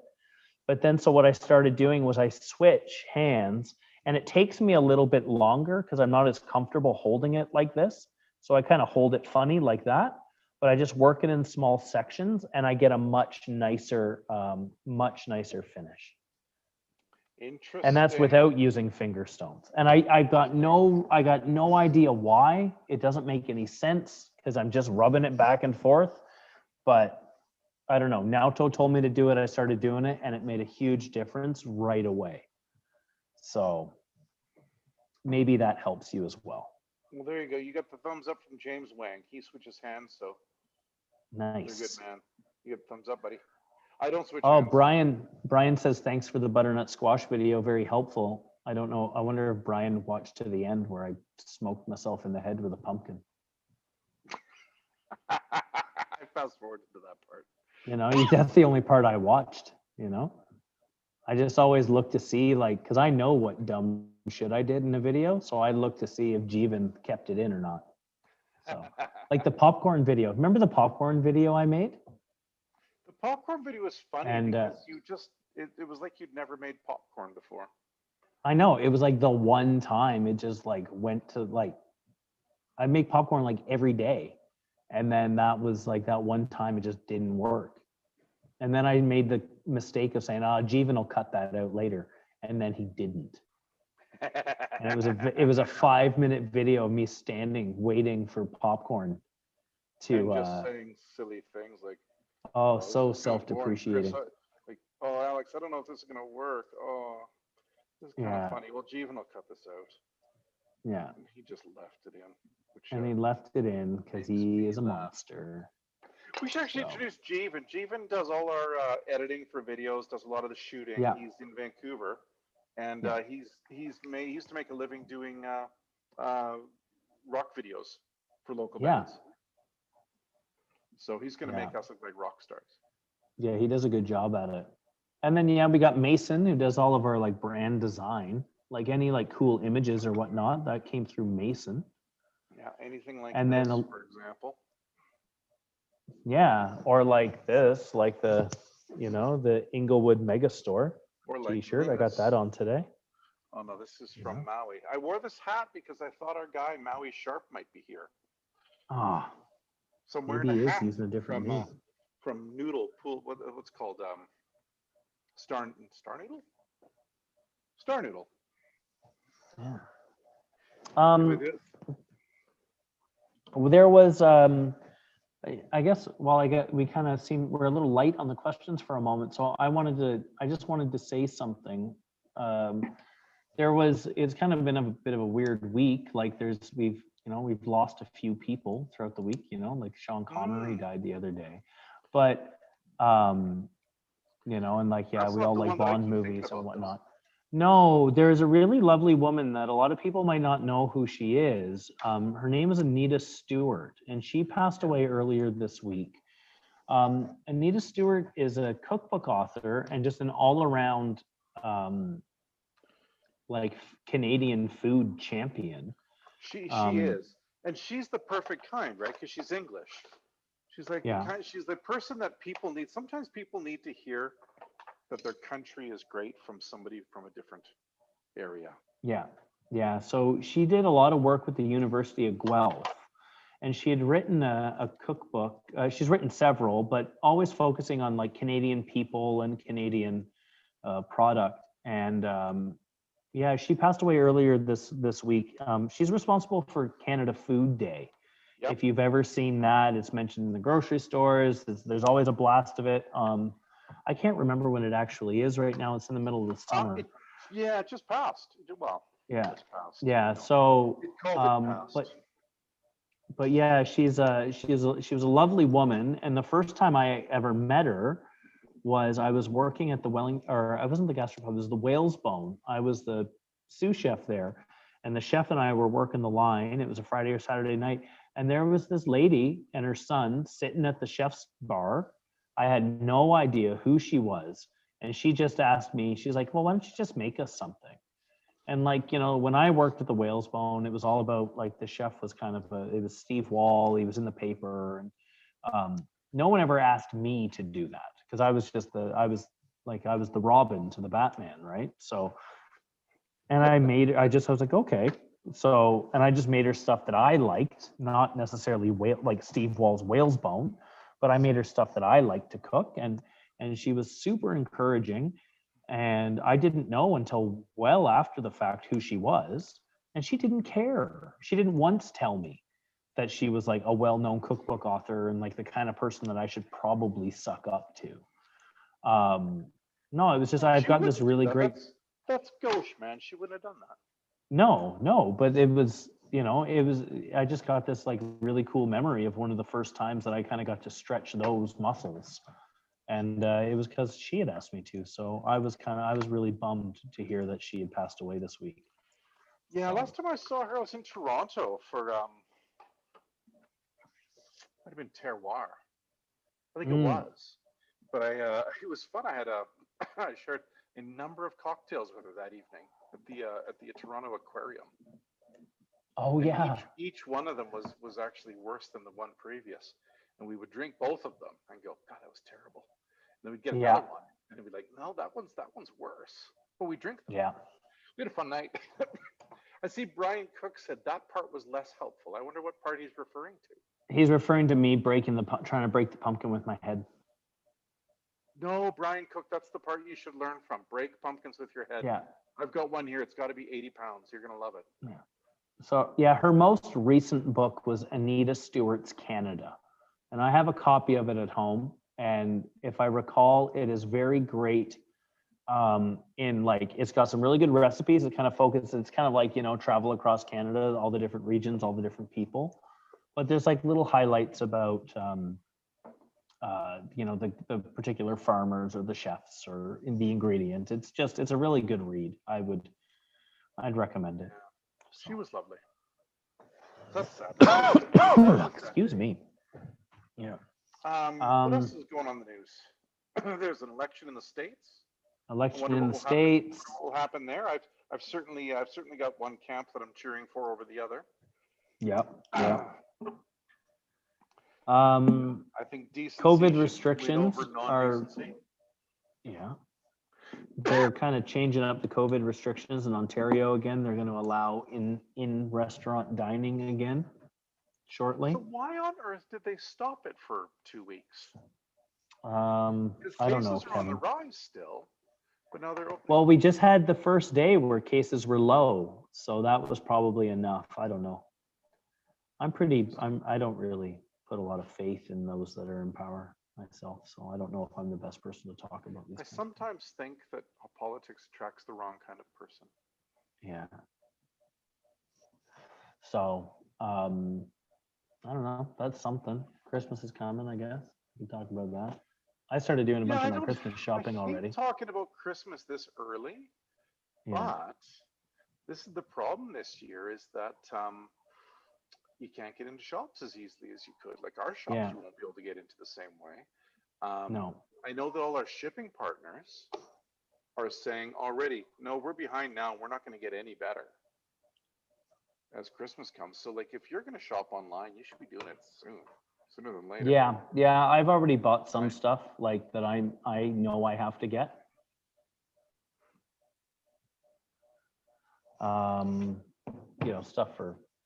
Stuff for Maeve. So unfortunately, my partner in life doesn't particularly enjoy cooking. So I can't do all of my Christmas shopping in my place of business, which I have done in years gone by.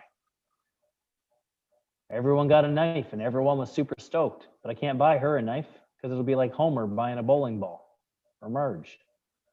It's not a thing to do, man. No. So, here's something fun. We were kind of talking about Christmas. We're doing a competition across in our stores. Oh yes. Yeah, we want to. We're gonna do a decorating competition across the board.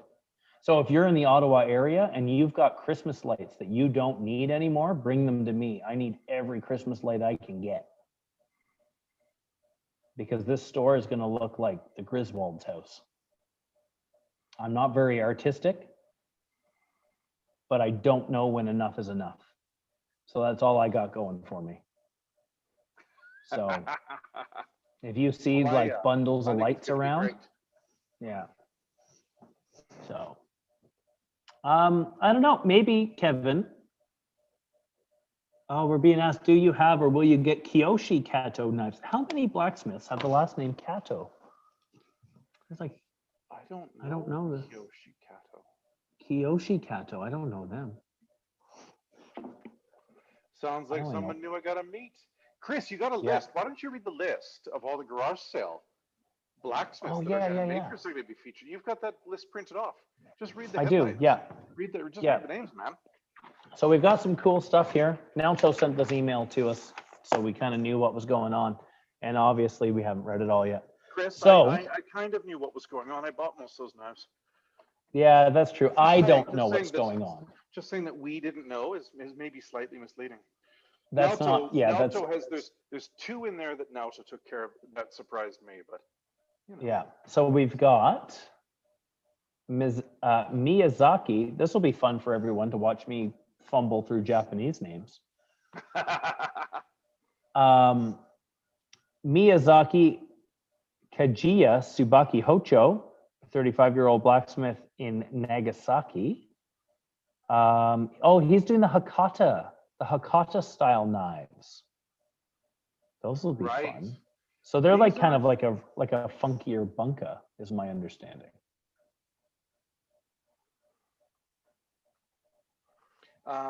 Yeah, they're more the bottom's more rounded, like a gyuto, and it's got kind of a similar tip to a Kyurtsuke. So it's kind of like that.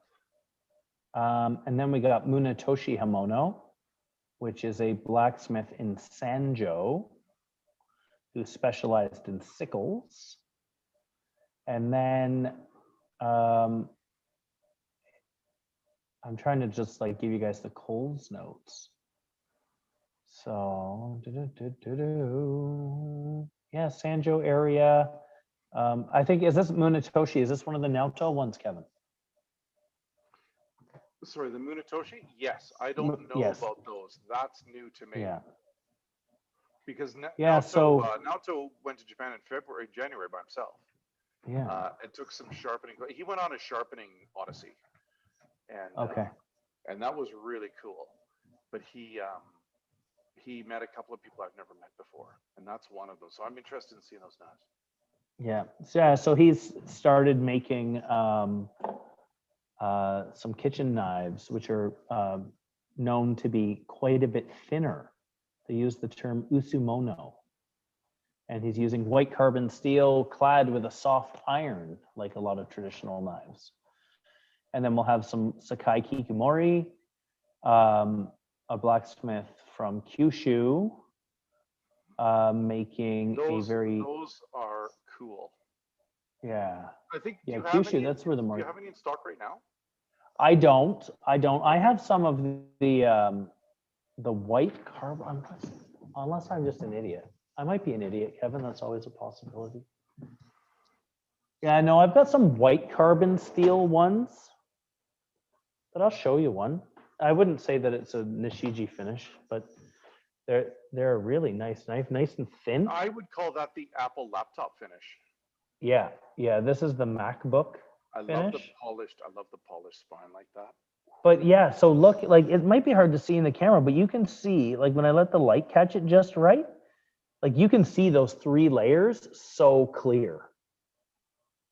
Like that's nuts that carbon steel gets polished like that on the spine. Somebody's asking, are we going to get Fujimoto and Nishiji Deba back in stock? Yes, Dave. Yeah. Knowles, they're coming. When? Hopefully for Christmas. Yeah. I know we've got a huge order from Fujimoto still coming, so I hope for Christmas we get that. Yeah. This is the first time we're actually talking about this tonight, but if there's something that you're on the hunt for, put yourself on the back in stock list. And then you'll get an email as soon as they show up, and then you don't have to wait any longer than normal. The Fujimoto Nishiji Deba, it's not like a tinker tank where like you've got everyone fighting for the same knife, but there's no sense in waiting if you don't have to. No. There's a lot of stuff on the garage sale website right now of those funky handles that we had on the Kobayashi knives in the spring. We looked at a couple of those during the video tonight. Hopefully that worked fine when we did the screen share. I've never tried that before. It totally worked, Chris. Don't ever talk about it not working again. You got away with it. Wonderful. We got a new line coming. Here's a version of these knives. Oh yeah. Like we should do that more often, Kevin, if it was that easy, like where we could just like cruise through the website and show people knives. We can do that. You know, that would be fun. I see that James Wang was saying Kyoshi Kato is the teacher of Mizaki. I'm not sure if that's exactly true, because I know Mizaki-san, when I first met him, he was working with Yamamoto at Yoshikane. And then he was saying that he learned there. And that's how I met him, because he'd trained with Masashi-san. But maybe he worked with Kyoshi Kato previous to that? I don't know. Yeah. I don't know. We got a new line from Kurosaki coming for garage sale called Senko. Oh, that's right. Yeah. Those are gonna fly. Those are gonna fly out of here. You know what? We had 3 of them in the store. Someone had ordered one, and we had 3 so they could get a pick, and they didn't make it through the weekend. Yeah. They look like, so Senko means flash. So like we've had like the Tojiro Senkos. Like if anyone's ever seen me talk about the sandwich knife, that is a Tojiro Senko. It's freaking amazing. Yeah, that handle there, but that's my with this cool. I have one of those too. I like that handle a lot. It's a shame they stopped making it. Problem is it cracked all the time. Beautiful handle, but it didn't hold up. Didn't hold up. Chris, so those are going to be made of R2 powdered steel. Sorry? Chris the Voog's been drinking. He just said M9 semicolon KUW. So clearly he's been drinking. Oh, Dave just got an email telling him that the Deba is in stock, so I'll be placing an order. Look at that. Look at that. I solved that problem by doing nothing and not we did even nothing. knowing. So there we go. Yeah. So those Senkos are going to be made of R2 powdered steel. They've got a really cool finish on them. It looks like little fireworks. It's cool. Yeah, it's really cool. We got the student. We have Honyaki knife from Masashi, one of a kind. Oh, that's the next one. One of them. One Masashi Honyaki. One. How much is that going to cost? Do you know? It's going to be money. I didn't see it on the website. You know what? I don't know the price, but I think it's going to be in the 2,000 range. That's what I would have guessed. Very irritated that there's one. Yeah, that means you got to wait. I want it desperately. Anyway, there you go. Yeah. I don't. Saji has got some. Somebody will. Saji has got some R2 Tsuchime with quince handles in the garage sale. Quince makes a really nice handle. My buddy JD here in Ottawa has a Takeda with a quince handle, and it's like kind of yellowy and like a lot of burl in it. If it's anything like that. Yeah, that was years ago. That one was like I had just started working here when he bought that knife. That one was colored. Quince is more similar to. Well, Naoto says lighter than rosewood, but it's darker than. Yeah, he says it looks. He said these ones look like the birchwood, like the Miyabi birchwood. Yeah, so a little paler maybe. Yeah, it looks like we've got. Are you reading the same thing I'm reading now? I just pulled it up and I forgot. There's the next two items on the list, dude, are serious. Yeah. There's serious things. Okay, so the next knife is Kaijiro Doi. Hi. So we often talk about his son Itsuo Doi making a lot of stuff for Sakai Takayuki, like the Kengata Gyuto. Here's one. I can reach it from where I am. And I don't like this would be a knife from Itsuo Doi. Okay. But his father passed away several years ago, and it seems that some of his knives have turned up. So that is pretty cool. So yeah, so I we weren't supposed to mention where we got them from, but Kaijiro Doi we got 3 of them I think coming, and they're all Usuba. Okay. And the blade is going to say Doi, but it's not signed by him or Oda-san who did his finishing, but it's actually in the handle. So his engraving is in the tang that's in the handle.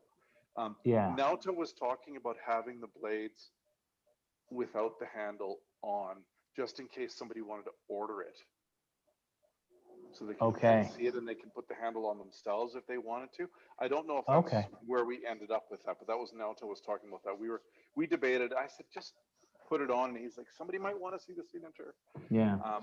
But Doi-san was that blacksmith that blacksmiths all over Japan went, oh, Doi-san.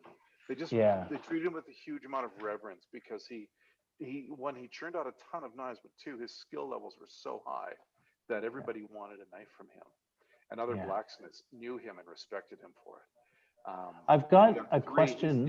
So I'm super excited by this. I'd like to see one of these, or at least a picture, Super excited.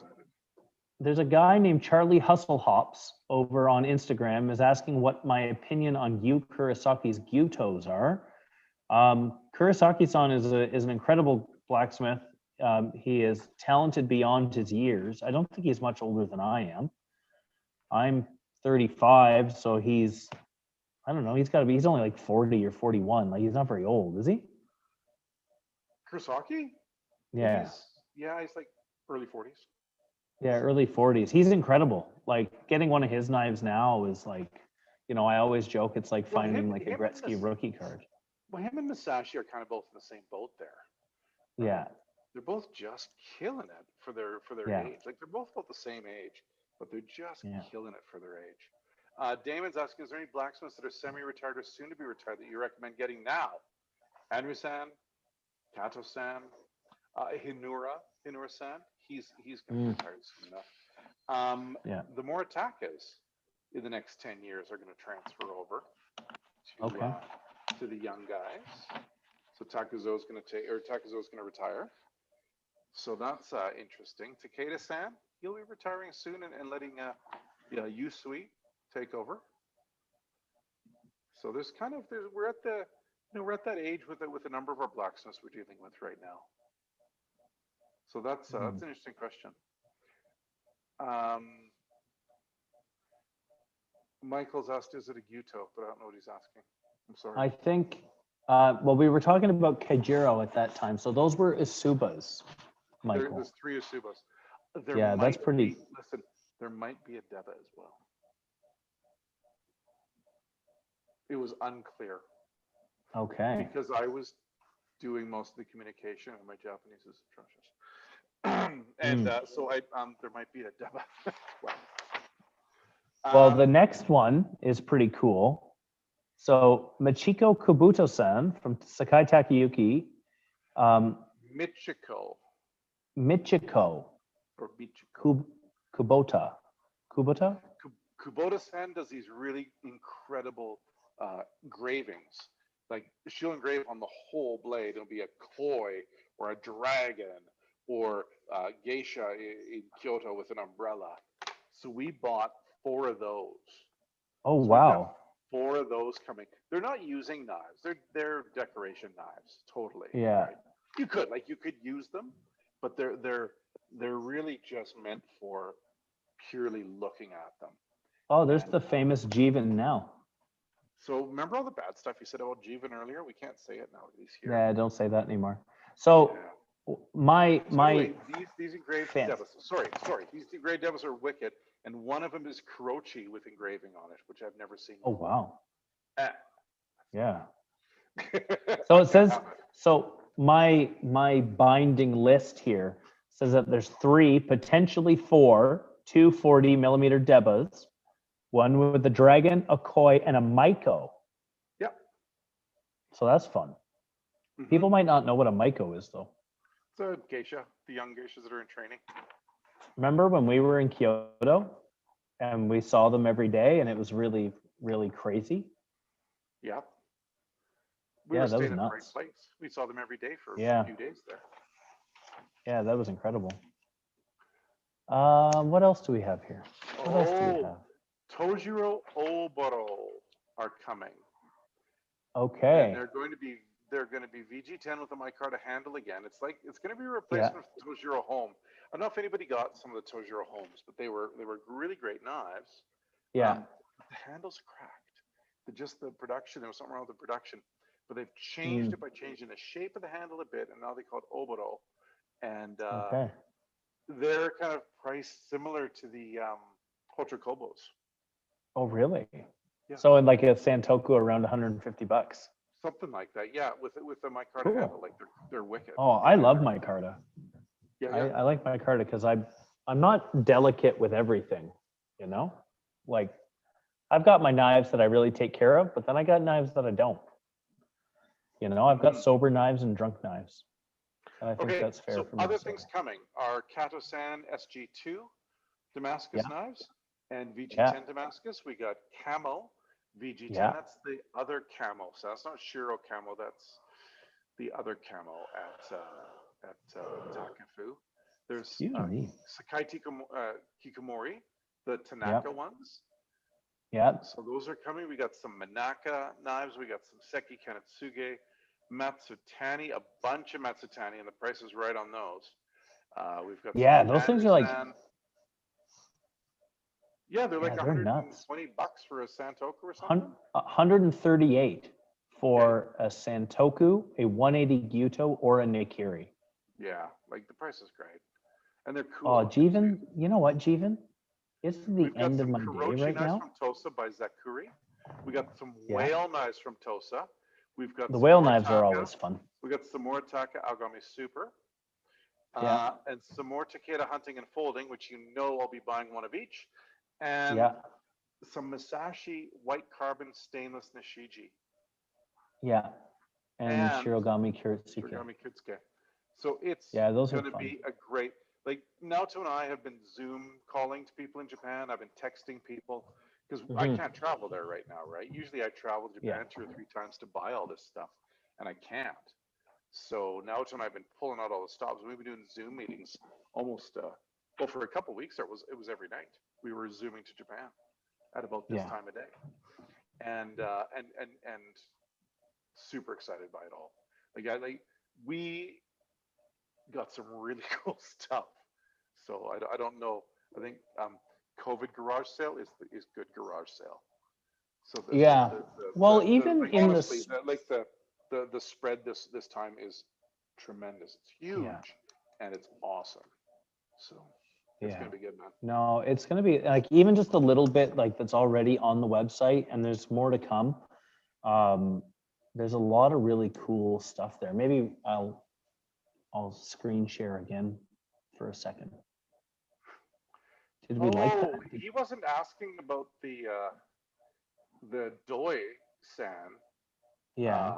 He was asking about the Honyaki knife from Masashi, Oh. and it's a 210 Kirtsuke, so it's like a Gyuto but with a cooler tip. Oh. Cool. I'm super bummed that isn't a thing that I can have. I'm gonna have to text him tonight and say, "Can you just make me one, please?" He might. Yeah. We also have. You also know that we've got some, but I think you have them in the store already. From Masashi is the Yanagiba, no Takobiki, Yeah. Sakamoto Takobiki Shiro shoe. They Yeah. look like these. No, it's ones the Kuro here. shoe. Oh, the Kuro shoe. I mean, yeah, like these guys. You want me to here. grab it? I can go grab it. It's not too Yeah, far. but it's also I'll go because get it's it. single bevel. He's made it out of white carbon, which is just wicked.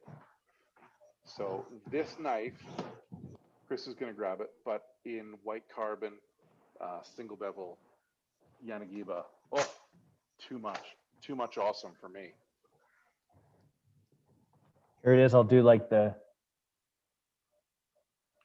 Oh, look at that. Do you know he made those? He made 5 or 6 of them, but he gave one to Naoto for his wedding.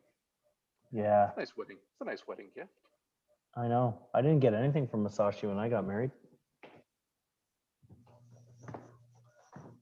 You didn't Just know saying. Masashi when you got married.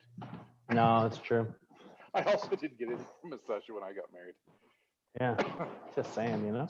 10 years before I met him. Yeah, I drove Masashi all over town that day. The day you got married.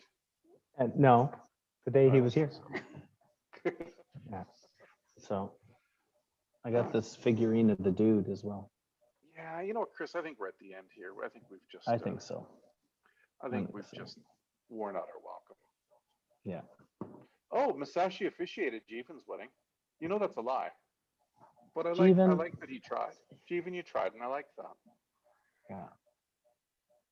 Yeah. He's just So trying to be cool. yeah, he's Working. trying. It's working, He's a Jeevan. pretty cool guy. Well, here, this is the time. This is the time where I'll give you the rundown of the week and I'll tell you about what's coming up. And that's how long you got to ask us a question. So we've been talking about garage sale a lot. We'll probably talk about it a lot again next week because it is a big event for us.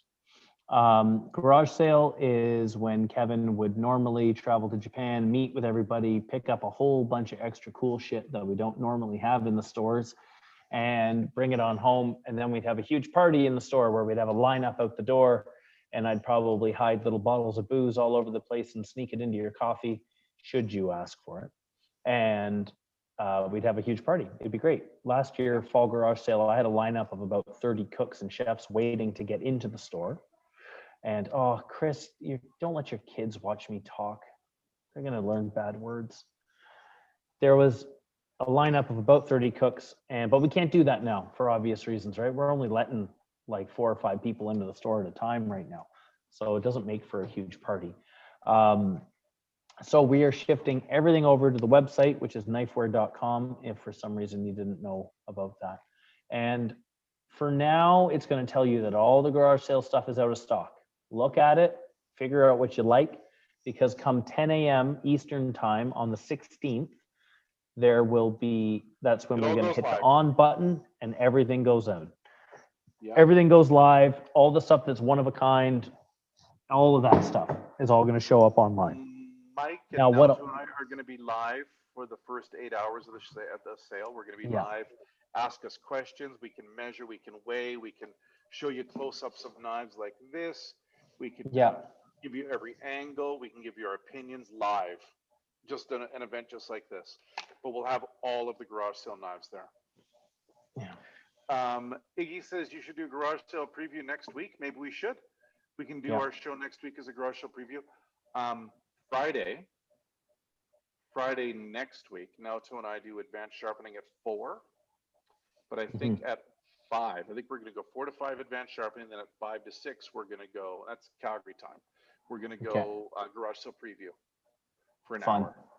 So we can do a preview on Tuesday, you and I. We can do a preview on, I'll have to go get them. I can do that. We'll do a preview Tuesday. We'll do a preview Friday. And then Monday will be live. Yeah. Let's go. So the best advice I can give you, and this is from kind of watching, because garage sale every year, normally like I'm real cheeky and I know what all the stores have. And if someone comes into the Ottawa store and they want a knife that's in a different store, I'll sell it to them and make that store ship it to me. I can't do things like that this year because it's all in one place. And but the best advice I can give you is remember that the website operates. It's not who's got it in their cart. It's who pays for it first. Pays for it first, yeah. So 10 right? people can So have the same knife. Yeah. So if like 4 of you all have that Masashi Honyaki knife in your cart, the person who pays for it first is the one who's going to get it. So what I would recommend is if you've got a few things that you're after and some of them are like the less inventoried, harder to get stuff, buy those as quickly as you can and then go back for the other stuff. You'd be surprised at how fast. I remember Alex and I in the spring looking at our computers, looking at how long it took for certain things to sell. And we're talking under a minute. For like, there was like some Honora stuff and like a Mizaki, like homemade Damascus, like they were sold in a minute, like 10:01, they were gone. So like, I guess I'm just putting this, like, I'm not trying to scare anybody, but just be aware that that's how it works. The top one-of-a-kind stuff goes boom, right? Yeah. We would get more top one-of-a-kind stuff if we could, but that's the nature of the beast, right? Yeah, that's kind of what's fun. Is there any non-knife stuff coming? Yes. There is maybe some axes. I don't think I was successful. I didn't order any sickles, but I should have. I asked 2 different places for some chisels. Fingers crossed. We got the whale carving knives coming in. I believe there's some katsuobushi slicers, those slicers for the dried tuna loins or the katsuo loins. Those are fun. Yeah. Yeah, there's always a few. There's some more things coming. I can't remember off the top of my head what else. Because I've been on a buying frenzy for this since May or June, really. Yeah, like you would have started as soon as the last garage sale. I started buying before the last garage sale. Last garage sale is usually May long weekend, but I think it was June this year because something happened and screwed everything up. And that's what happened. Yeah. And but I was already starting to buy for this back then, right? Yeah. So there you go. Also, Don Penny says, I don't know if I should watch this because his girlfriend's telling him he should save money, but he wants to buy all the knives. What do you advise, Chris? I would advise, well, I don't know if you should take relationship advice from me around knives, but my advice is do what you want. And if you're concerned about getting caught for having too many knives, you can leave the boxes in the store. We do that service for a number of people where we send them home with the box because the box is incriminating. Yeah, I think it's only fair to tell you, Don, that I am no longer married to the person that I hid the boxes from. So That might have Yeah. just I been think one the other of. thing too is the other thing too is if you really want it, just get it because the sooner you get it, the sooner you'll start enjoying it. Yeah. I'm Yeah. Why bad. wait? I'm bad because I'm the guy that wants to buy everything and I try to. Yeah. Looks like, oh my God, 6 o'clock. It's 8 o'clock where you are. You should go home, man. It's gonna be pitch Yeah. black. You're gonna have a Yeah. cold Oh yeah. motorcycle ride home. Oh, I got the car today. It was snowing. So, but it's supposed to get up again. It's supposed to be like 15 or 16 degrees. It's been above 20 for the last 3 days here in Calgary. Yeah. I have somewhere I It need got to up to be 20 on got up my to motorcycle on Thursday. 24 yesterday. Yeah. So Insane. I'll just eat Insane. sunflower seeds and drink soda water on the drive home tonight. It's okay. So garage sale starts on November 16th, runs for the week. First come, first serve. If you need help, reach out. hello@knifeware.com. Like most garage sales, we get extra stuff arrives later on in the week too. Yeah. We try So to get I think we everything have on time, more but than some one things- YouTube video planned. We have a Monday kind of like start of the sale till 8 hours later planned, and then we've got a Thursday evening Yeah. YouTube planned, and But more you know, people like them. oh, for sure. But keep an eye. We're I don't know. We're here to help, right? We want to help you find the right knives. So, and we have fun doing this. So, don't be shy with the questions. We do enjoy them. We raised a ton of money for the food bank last week because a lot of people came to bring their knives to be sharpened. So good. Just shy of $16,000. $15,885 is what. So Wow. we raised almost $16,000 in a week for the local food bank for the cities we're in. Yeah. That's insane. Yeah. That is so great. I'm so proud of that. Yeah. I'm so proud. Those are nice big checks. For sure. Like that makes a big difference, right? Mm. Wu-Tang Clan gave the Ottawa Food Bank a ton of money in the spring too. We're as cool as the Wu-Tang Clan. Yeah. Wu-Tang Clan ain't nothing to mess with. That's right. See, you kept the Voog's children in mind when you said that. I would not have thought Wu-Tang Clan to do. ain't nothing to mess with. That's true. Yeah, see, Jeevan, you're out in Vancouver thinking everything Yeah. is. Yeah, we're in Vancouver. So cool. Yeah. Oh yeah. Ottawa's got Wu-Tang. They gave the Ottawa Food Bank like $10,000 during the summer. That's right. So take that. Sean got another parking ticket today, so he wants me to ride my motorcycle to work. All right. Sean should Well, start riding his bicycle to work. Mm-hmm. yeah, that's a long way to go. He drives like an hour to get to work Oh my God, on the highway. Really? Oh my God. I know. He likes working here. So we are going to say goodnight for now. Keep an eye. Thursday, we've got Sharpening with Francis and Owen, maybe Jeevan out in the Vancouver shop Thursday night on Instagram. We're doing, Kevin and Nauto are going to do Advanced Sharpening on Friday. And then we're back again on Tuesday. Yeah. So keep an eye for all the cool garage sale stuff. Send us a message at hello@knifeware.com. Excuse me. Reach out to me if there's something a little more specific to me. I'm happy to help you. Chris@knifeware.com. Otherwise, we'll talk to you next week. All right. Cool. Ciao, buddy. Yeah, have a good one. Thanks for a fun Figure out one. how to turn this off. Yeah, I don't know how to even turn this off. So now you get, oh, there it Same is. every week. Yeah, I know. Same shit.